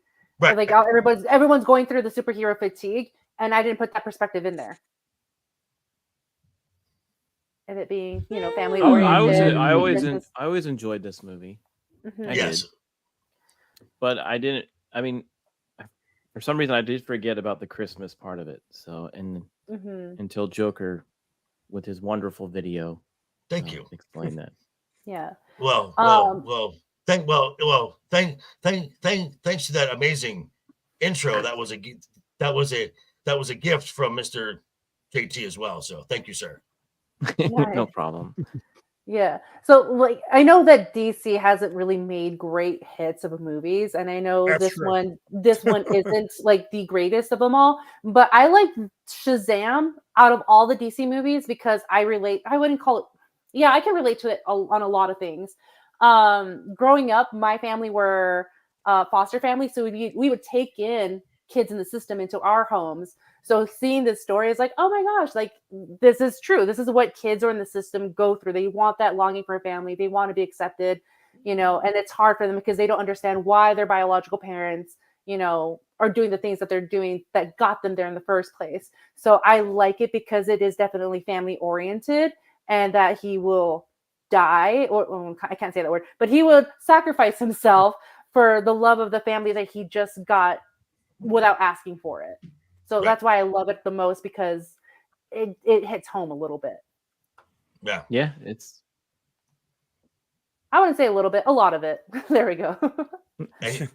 and nice job, Joker. Thank you. And this is streaming on Max, so you can see it. And again, I recommend you give it a watch. Yeah, I think it's a little bit of an underrated movie. Yeah. Mm-hmm. It is different than most of the DC films. I would say this is probably my favorite film of the Snyder era DC films. It's the most rewatchable for sure. Oh, Yes. definitely. Man, DC. I like when he tries to charge the guy's cell phone and the cell phone blows up. He just cooks it. But yeah, And also- that's an interesting. I hadn't thought about that, but man.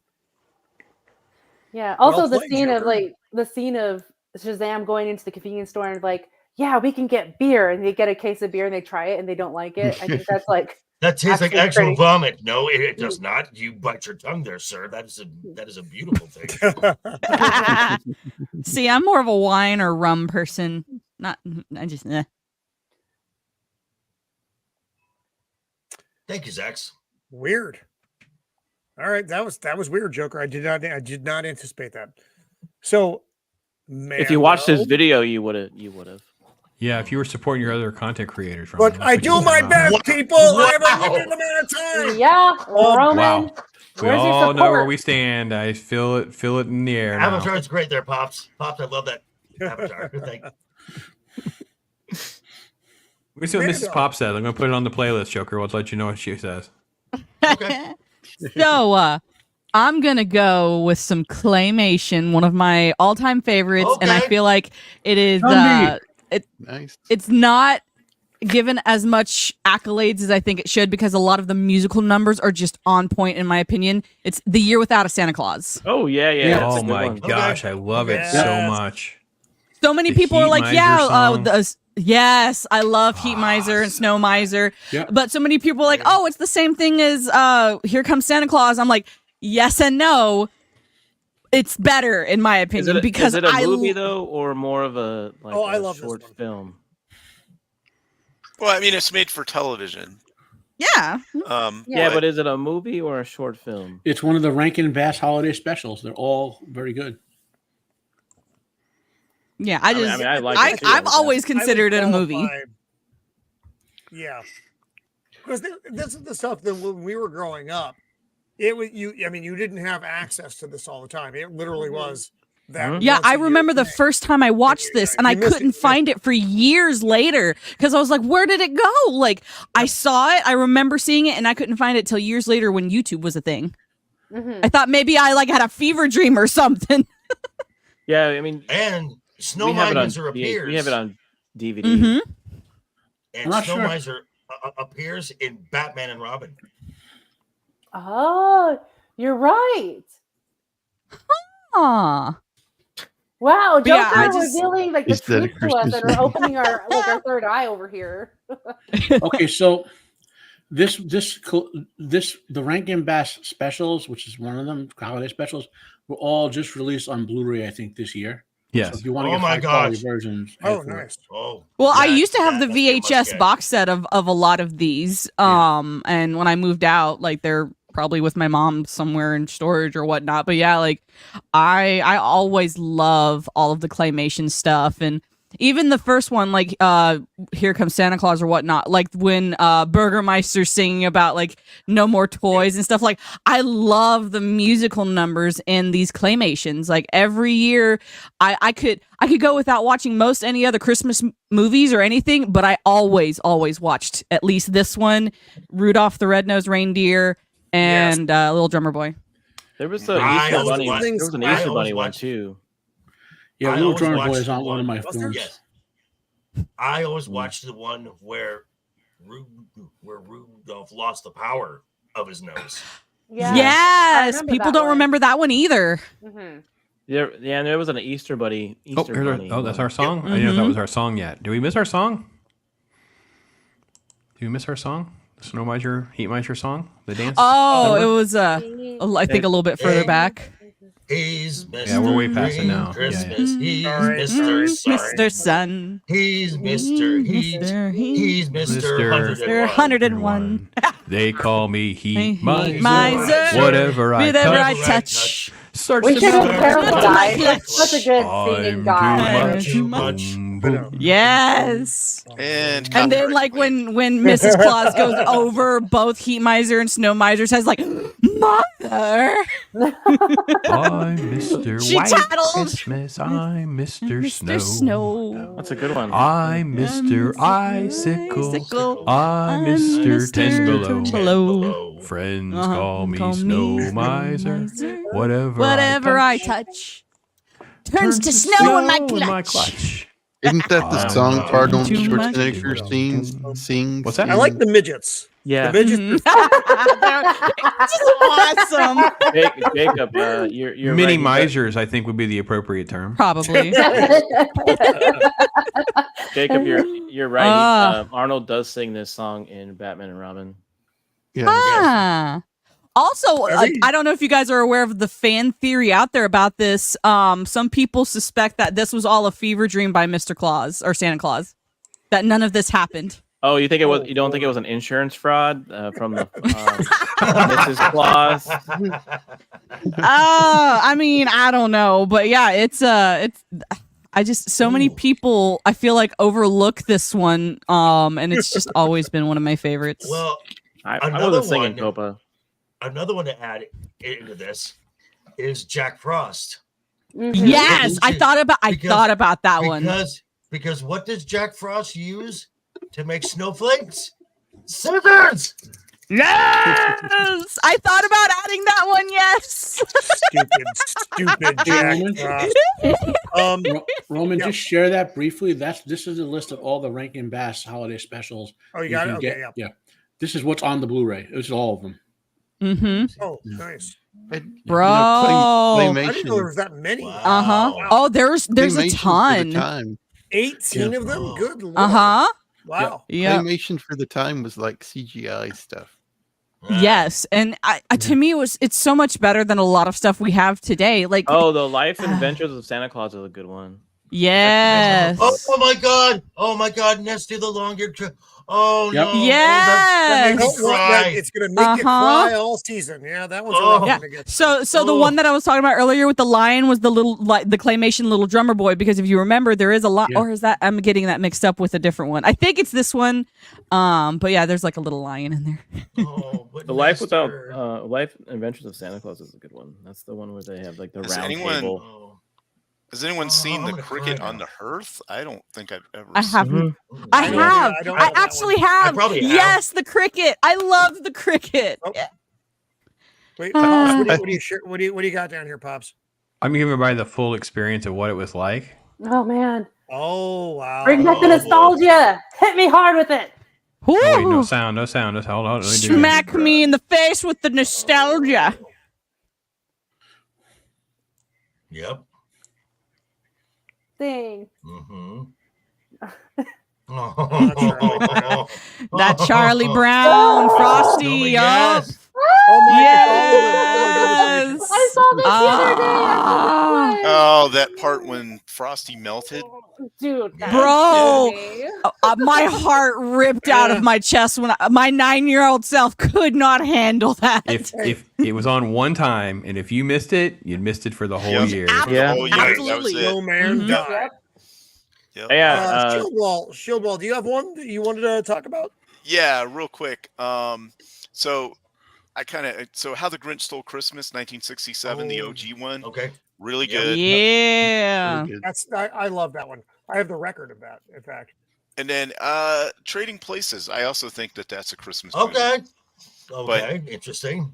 But obviously, How the Grinch Stole Christmas is a really good one. Yes. You're a mean one, Mr. Grinch. Mr. Grinch.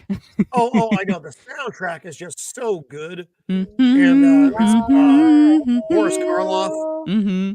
Yeah, that's just it. It's got Boris Karloff in it. Mr. Grinch. Now the first. I wouldn't touch you with a 110-foot pole. The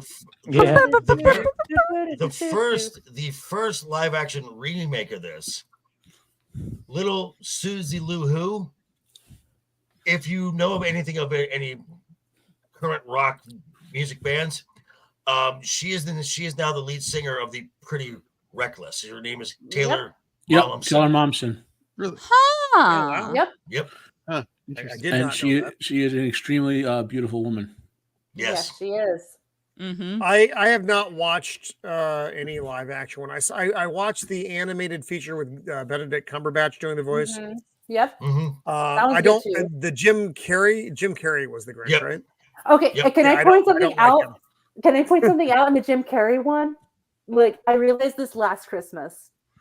So, at the Jim Carrey. It's actually Kevin's dad. Yes! Oh my God! That's not.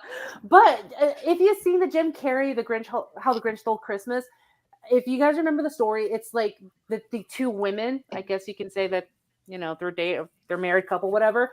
The two women who found the Grinch they were at a party, and if you pay attention to this party, they're all putting keys in a fishbowl. And that usually means it's a swinger party. It's a swinger party. It's a swingers party. And I'm like, this is a kids movie. Why is this in here? So I just wanted to throw that out there.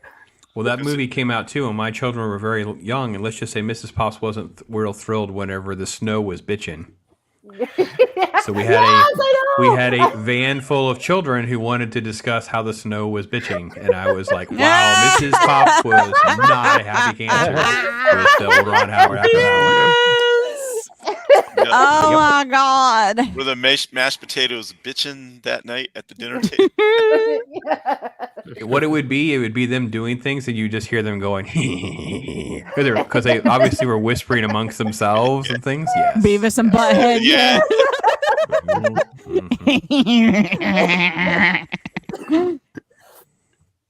Don't die. I just try to catch myself. Now I want to do like a watch party in my Discord of all of the claymation. You should. That would be stuff. fun. Yeah, that would be. Sorry, I didn't mean to. Oh yeah, and the conversation, guys. Elf is a good one, sorry. but I'm burnt out on it. Yeah, but it had claymation in it though. It did. I loved it because of that. Never watched Elf. You're not missing out. No, you're not. Not really. Oh, I disagree. I actually enjoy Elf. It's a fun one. What it is for me is Will Ferrell is fearless, and even when he's goofy and stupid, this one is one where his character actually has heart and an arc. There's actually a story arc. It's not like the Daddy Comes Home thing or whatever those are. Like those are just him being a goofball humor. Yep. This one is him being more like the innocent. He's a fish out of water going into the city and all those circumstances. So I think it plays really, really well into the seasonal messaging and stuff like that. Yeah, what I really liked about that movie as a kid was always the made up names they had for stuff, the Hump Whizzle, and the Nutcracker, man. Southern Nutcracker. It's from Dr. Seuss. Mm-hmm. Yeah. I liked it. Yeah, and that's the other thing is I'm old enough to remember my parents reading me Dr. Seuss for bedtime when I was real little. I remember my last year of college. I had to take a class. It was oral interpretation of children's lit, and we had to do it was me and 3 other people, and we had to do a readers theater presentation, and we did How the Grinch Stole Christmas. Oh wow! Christmas. Oh, that's cool. That is cool. That's a fun read. It's a fun read. Yeah, Grinch would be such a fun role to do. Look at this. Oh my goodness, James! Wow. I really remember Green Eggs and Ham. That was the one that most, I think. Is there possibly a way to Santa Claus all tied up? That's great. Is there a way to incorporate a lightning bolt in there? Oh yeah, for Shazam. On his chest. I was thinking for Harry Potter, but okay.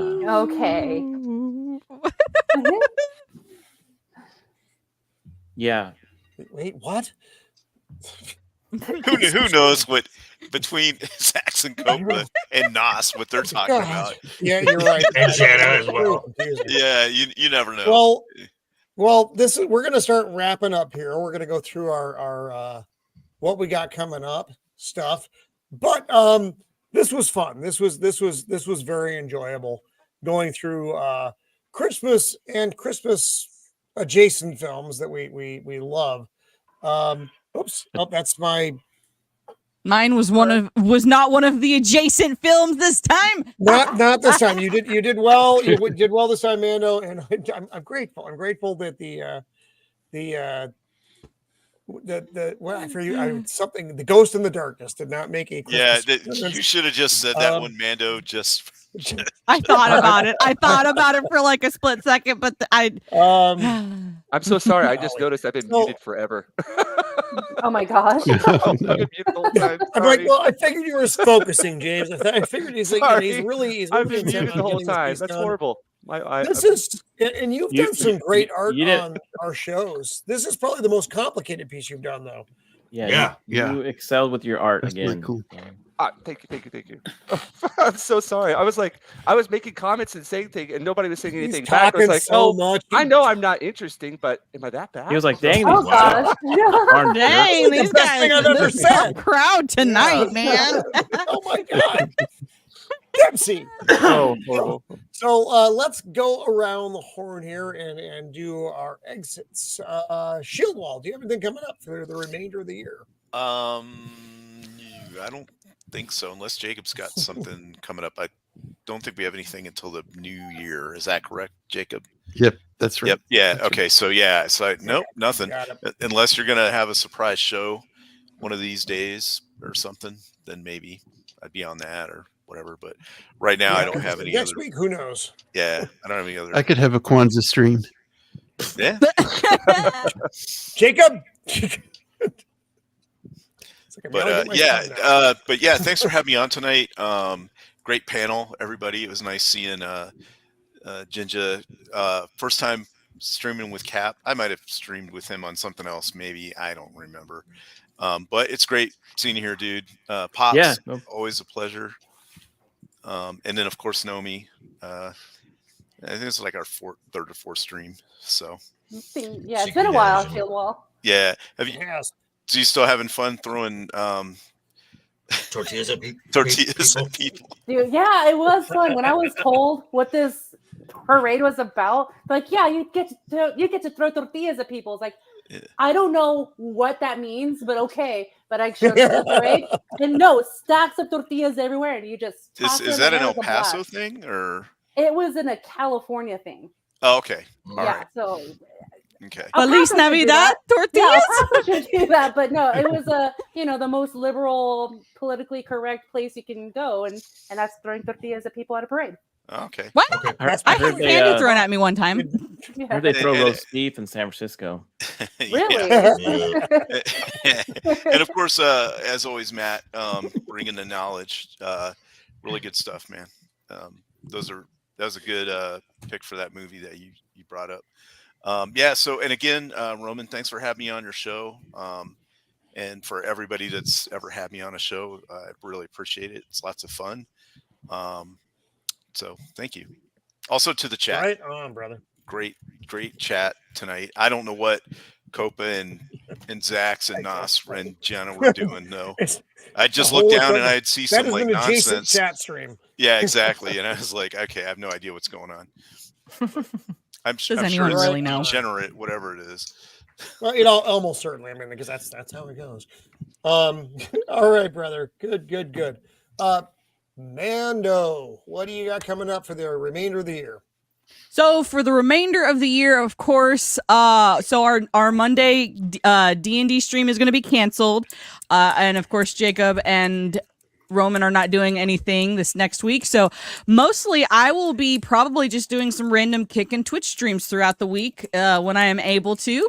And of course, my new sponsors who is Black Knight Digital, who created the game Possessions, is sponsoring me. So I'm going to try and make sure I'm playing their game very often. My first sponsored stream was yesterday, and I'm going to try and play the game again tomorrow if I have enough people. Otherwise, I just might chat with my chat for a little bit. So yeah, that's kind of until the new year. It's just going to kind of be up in the air. Twitch and Kick. I tried to combine them into Twick. Tit. Yeah, I heard tit. Yeah, I heard tit. That'll be the new buzzword. Yeah, I heard kitchen Twick. Yeah. Oh well. I can't say words. Words are hard. So yeah, that's just be on the lookout on social media and stuff, and I'll probably just be going live at random times throughout the day. Right on, right on. Joker voice. What do you got coming up for the remainder of the year, bud? Tomorrow night, Friday night's Royal Rumble over on Lead Talk. Going to be talking about this topic as well, and some other little things in Hollywood. Monday is the first full year of last week's News Now, the 52nd week of that. I've been going for an entire year with that. It's been a lot of fun. Nice. And unlike some folks who will be taking a week off, the Joker's never takes a day off. I will be doing a double review on Wednesday of Rebel Moon and Aquaman 2. Oh boy. Oh, that's a lot. Oh my God. Oh, I watch it. Like Pops, we watch it so you don't have to. Yep. Wow. That's a heavy load, dude. And then as far as streams I'm on next week, I don't know. You'll just watch the Twix, and you'll see it soon enough. Oh my goodness. James, the Jinja Ninja, our man Hello. in Japan. You got anything else coming up this year, buddy? Wow, that is so good, dude. Thanks, man. Where's the lightning bolt? Gosh. On his cap. Oh, yes! Oh, I love it. For me, I just got, if you want to go check it out over on Pop's channel, he did an interview with me and Angry Canadian about our experience at Tokyo Comic Con. Yes, and that was Okinawa great. Comic Con. Yeah. And so thanks to everybody out there, I'm going to be busy for the next 2 months just trying to catch up on these commissions that I've got. Great. So I'm going to be doing a live stream on Sunday night. Probably doing a lot of live streaming here in the near future, just working on the commissions. And so that's all I've got planned for the moment. And that's about all. But thanks again for having me on the show. And sorry for being muted there. Always great to have you on, dude. Always. Clarify, Sunday night means Sunday morning for us in America. Right? Exactly. Yeah. Right. Thanks. Yep. Right. But thanks again for having me on the show, man. And I really appreciate it. It's always great to listen to you guys. I feel like I'm just a listener here because all the knowledge you guys have is so amazing. And so it's just fun being on here. A good time. Thank you. Well, it's good that you have that many commissions that it keeps you that busy. Yeah. Exactly. Fantastic. The people here are really supportive of the artists, and it was amazing. It's always an amazing experience here with the Comic Cons, and I know I talk about them all the time, but I just love it. I love the atmosphere and the vibe. Yeah. Well, I hope you had a good time in Okinawa. Oh yeah, Okinawa was great. Yep. Can't wait to go back again. But thank you. Cool. JT Gunn, what do you got coming up, you friggin' weirdo? Red Six. Well, again, thanks again for having me on the channel. I appreciate it. I know you and I have been trying to. We have. It's been like this for months. It's for the next last few months here. So hopefully in 2024, you can be on my show and to be a guest. I keep saying this. Each of you go into an Olive Garden and do the streams from Olive Gardens. Dude, okay, that'd be great. Yeah. I'd watch that. Oh my God. That'd be fun. All right. As far as the remaining of 2023, no, I am on a little break. So I should be back the first week of January. And don't know the guest yet, if there will be one. But I also found a old picture of you, Roman. I sent it to you on your Twitter DM, and you should probably share it with everyone because it's oh God. I didn't know your love of breadsticks went all the way back to your younger years. So this is pretty amazing. Oh my God. Are we talking cave paintings now? Is that what you got pictures of? Petroglyphs? Are we talking about petroglyphs now? To the Twitter here. I mean, you're really into this breadstick. Oh, that's so much worse. That's terrible. Show it. Yes! Oh, look at that. Nice. That's awesome. Back when Roman played with Roman and the breadsticks. Is that a Gibson breadstick? Instead of Savage Garden, he played in Olive Garden. I respect horrible. the. I don't even have words for how horrible that is. The breadsticks. I respect the armband. Yes. Shield there, but yeah, the breadstick. You got something going on with the breadstick. We need some garlic sauce being poured down his throat. That would be nice. Right. I don't know about anybody else, but all I do is envision a James Hetfield sounding Olive Garden Roman song. Yep. Yes. I'm starting to wonder if Roman is like, hey, people are like, post a picture of yourself a long time ago doing something cool. And if he's like, nah, not that one. JT will hit, nope, not that one. No, not that one. Nope. Breadsticks going to go in the wrong place here. Is there almost no way we can make this work? I have a folder just of Roman with breadsticks. Yes. Well, it's good to have you on, dude. Well, yeah, first time on the show, and we finally got to work together, and so yeah, I'm very happy to have you on, man. And after the breadstick picture, now the last time. Even with the breadsticks, that wasn't bad at all. Yeah. No, he's done far worse. So, Pops, I think you're done for the year too, yeah? Or do you have anything this else? is it. Now there's stuff that's pre-recorded, and I mean they're supposed to be editing that's supposed to happen. So I don't know. I'm so far behind because I got sick, so I lost a few days and messed everything up. But yeah, so there's a few things that'll come out over the next couple of days, different reviews, things like that. I think I definitely got my complaint about the show called Bookie. I got an unboxing that I've got coming on Christmas. Have some great. I pre-recorded. We already have a thing with Vex. Vex and I did a thing on Good, Mad, and the Ugly that comes out next week. Also, Vex, the original with Mando and I, the original Scissor Family. That's right, the original Scissor Family. Yes. I reveal. I believe it's on the 30th. Kind of what will be part of the going forward animated Saturday morning cartoon stuff. I've got one picked out, so I'm going to do that. So that big reveal will happen on the 30th in lieu of Batman animated series. It's going to take a pause there. I know what it is. I don't want to. Yeah, he knows. I don't want to spoil that, and I also don't want to demean the Batman animated series, but I don't want to get burned out on it. If you're a member, you can already go over and see these things. So if you're a member, you'd already know. So actually, I already have 2 Watch Your Stories. One's already published. I'm going to edit the other one right after we're done for January. So I have the Cannolis on, and I have the Dempseys on. So those are already done in the can. Oh, so wow. Cool. Already looking to come up with different twists or spins on the Watch Your Story journey of pulling at that kind of thing. So. But I hope everybody has a great Christmas and holiday. I can't thank you enough for doing this. I'm a Christmas nerd through and through, so it's always a blast to do this kind of stuff. So appreciate it. Thank you for being on with us again. Always love having you. You're, like I said, you're the of our twins. You're the good twin. So it's good to bring the balance to the force here. Good. And when did you put a sweater on? When did you put a sweater on? That's also. I've had this all the time. Had this sweater on. Mm-hmm. Yeah, didn't you? Yeah, I had this on for a while. What are you talking about? Have you been drinking anything, Roman? Well, yes. Yeah. I think that, We're smoking. It's the ostrich Christmas sweater. Don't you remember the conversation about the ostrich? Yeah. Roman, what? You also need to wipe your glasses. You have Olive Garden butter. Yeah. Butter. Mm-hmm. What do you dip your bread? That wasn't oregano you put in your breadstick. That wasn't oregano. Jacob Ironside, what do you have coming up, my friend? Anything else for the remainder of the year? I'm still thinking about it. Might do just a hangout stream next week or something. But everything coming out the new year.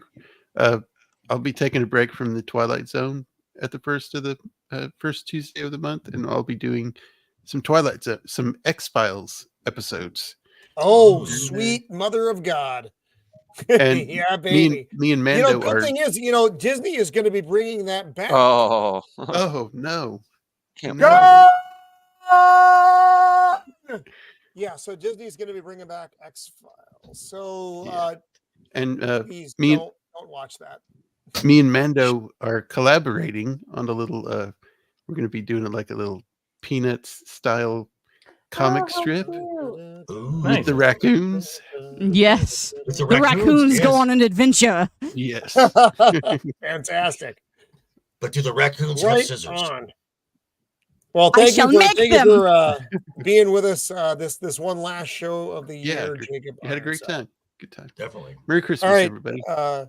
Merry Christmas. Nicest person on the interwebs, Nomi the Only. What do you got coming up there? You more tortilla art? No tortillas, but this Saturday I'll actually be doing a solo live stream. I'll be making a gingerbread house. Nice. Yeah, so I know people will be out and about getting ready for Christmas, but if you're at your family's house and you're just doom scrolling and you want something to see, just come through and I'll be just decorating a Christmas house or a gingerbread house. That sounds lovely. Yes, and other news that I haven't really announced yet is that yo soy una cara nueva de español or Midnight's Edge español. Y yo That's le right. hace. That's yes. right. So for those who are not speaking Spanish, I'm one of the new faces of Midnight's Edge Español. So I'll be making the shorts over there, and I'm one of the new members. Congratulations. Right on. Yeah, so you'll be seeing more content coming out of me, but on that channel. Fantastic. Polly is great. Muy bien. Muy bien. Polly is great people. Oh my gosh, Polly is great. Like I got to know him the past few days, and turns out he has family here in El Paso, and he's going to come out to visit. We're going to get some, and Lily as well. So we're going to get tortillas, and we're going to eat them, not throw them. So and good. And that's the way it should be. Well, his and Polly's producer lives within 5 miles of me. Yes, I'm aware. Yeah, I know that as well. So yeah, it's been a big old change of new things in my life, and I'm liking it. Well, that's fantastic. That's wonderful news, Nomi. Yeah, good job. Oh, congratulations! Wow. And then Nomi exploded. That's fantastic. Well, thank you for being with us for this last show of the year. Always wonderful to have you again. The nicest person on the interwebs. That's a lie. Roman. That's a lie. I've seen her on other channels. There's Matt. Matt, what do you got coming up there, buddy? So Nomi just reminded me of a funny holiday incident about gingerbread houses, which I will share for the holiday spirit. So gingerbread houses are not really an Italian American thing. We've adopted them, but they weren't in our roots, right? So when I was like 4 or 5 years old, one of my old Italian aunts who had to be in her 70s, she died when I was like 10. She decided she was going to make a gingerbread house, a gingerbread house, and we were told not to try to eat it because apparently she asked her husband, who is carpenter, how do you hold the thing together, and he gave her epoxy, industrial strength epoxy. So the thing was like glued together, like if you broke it, like the gingerbread parts, which she overcooked, so they were like hard as brick anyway. It might as well have been a brick house with like the joints. You couldn't break the joints. Like if you broke it enough, there were these sheets of epoxy you could hold up like a sword, and no one ate it, obviously, but it did look pretty good because she also painted it. So. That's cool. Very cool. But so those old Italian holidays. I miss all my dead relatives. They were like so awesome. Oh yeah, me too. Yeah. Let's see. Tomorrow, on Fridays, I guess I should say, I have my Friday Fandemonium live show from between 3 and 4, depending on how many unboxings I have, which should be 3 tomorrow. I will spoiler and say that I found something that could be really cool, and we'll all find out together. It's been sitting unopened for a week now, calling to me in the other room. A possible good thing about things going to the public domain, so we'll find out together tomorrow, and I'll be big about that. Let's see what else. Some unboxing, some comic talk. Some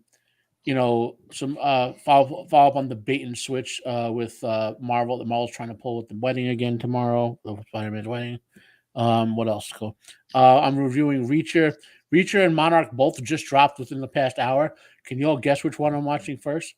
Hint. Reacher. Good one. Oh, yeah. Yep. Reacher. Which, by the way, I'll check. I've been checking every 10 minutes now on my stats for it. That my Reacher third review. I'm not saying it's the greatest review ever, but I've gotten from. Let's see. Let's update and see if anything's changed. Right. So I've gone since when I started Pop's live stream. When I logged onto his live stream, what did I come on? 6 Pop. I had 87 followers right on my channel. Now I have 95. And nice. my Reacher review went from like 800 or 900 views to like 1197. Wow. Yeah. For the third one. The first and second, like 80 or 79, which is still high for me. But so apparently I've tapped into something, hoping that my Reacher will propel me to help me reach new heights. It's a good series. It's a good series. It is. Yep. I'll talk. I mean, we're near the ending, so I'll talk. Well, I'll talk more on my show tomorrow. Or if someone wants to do a talk about Reacher, I know everyone taking off for the holiday, but I can fill in maybe next Thursday with a Reacher talk if people want to do it. I'd like to do something with you after I get back in January, like a season finale type yeah, thing we can do that too. That'd be cool. Yeah. So we'll talk after you get back. And what else I got going on? I occasionally guest on Roman's channel, obviously, and Jacob Ironside's movie talk, his popcorn talk, and all that. Which Jacob, are your old episodes still up? I went looking for one and I didn't see it. Yeah, they should be. Well, anyway, in any case, because we did a couple. One about John Wayne and John, director John Ford. John Ford. I keep want to say John Hurt. John Ford. That's one of my all-time favorite collabs with someone. Jacob, we had such a good vibe on that. Yeah, so that was a great stream. And what else we got going on? That's about it for now. So every Friday at 3:00, you'll find me live. Right on. Thanks, Matt. Gotta love the Jinja Santa. I know there was a lot. There was a lot of scrambling going on there. Sorry about that. So, as far as we go, next week we are off here at Of the Empire. The first week of January, we're going to be doing a free range stream to get back in the saddle, and then the following week, the 11th of January, that's going to be a nice one. That we are doing the classic 1979 film, The Black Hole. So that's that. I've got. Are you talking about a famous actress? Black Hole? No, not a euphemism, but an actual the film. I thought you were talking about the lady from Titanic. Do the right search on that, otherwise it's going to be oh god. So for everyone, I want to thank the panel again. You guys, a wonderful end of the year stream. You guys are always Merry Christmas, everyone.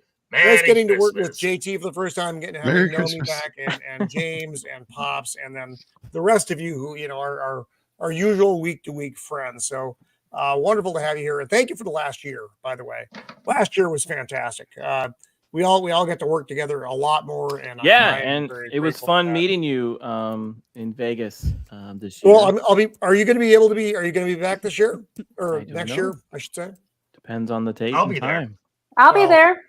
I'm going. I'm going to try and be there. Olive Garden. Let's do it. I'll bring you some breadsticks. Nomi, don't wander off this time. just don't get me like 60 server White Claws, and I won't wander off. If I'm able to go to Vegas this year, like you must come to Vegas. I'm gonna try. So, and to the chat again, you're all just fantastic. This was heavy chat tonight. This is great. You guys bring knowledge, you bring humor, and you make fun of me a lot, and I appreciate that. So, thank you all for being part of the show. I mean, that's what makes the show. It's because we love you, Roman. And Pops did. Never mind. What are you talking about? You're wearing a different outfit. He's been wearing that the whole show. What are you talking about? I had this on earlier. You know? Roman, I think too many times by those Drink water now. This show is really getting stranger and stranger and stranger as time goes on. It's getting stranger and stranger. So for the Roman of the Empire channel, and that's it for the year. Merry Christmas, Happy New Year to you all. I hope you all are having a wonderful time. Remember to keep an eye on your family and friends. It is that time of year when things can happen. So, hey, you're doing okay? Goes a long way. But Merry Christmas to everyone, and to Merry all, Christmas. It's Christmas. a good night. And Happy New Year. Merry Christmas.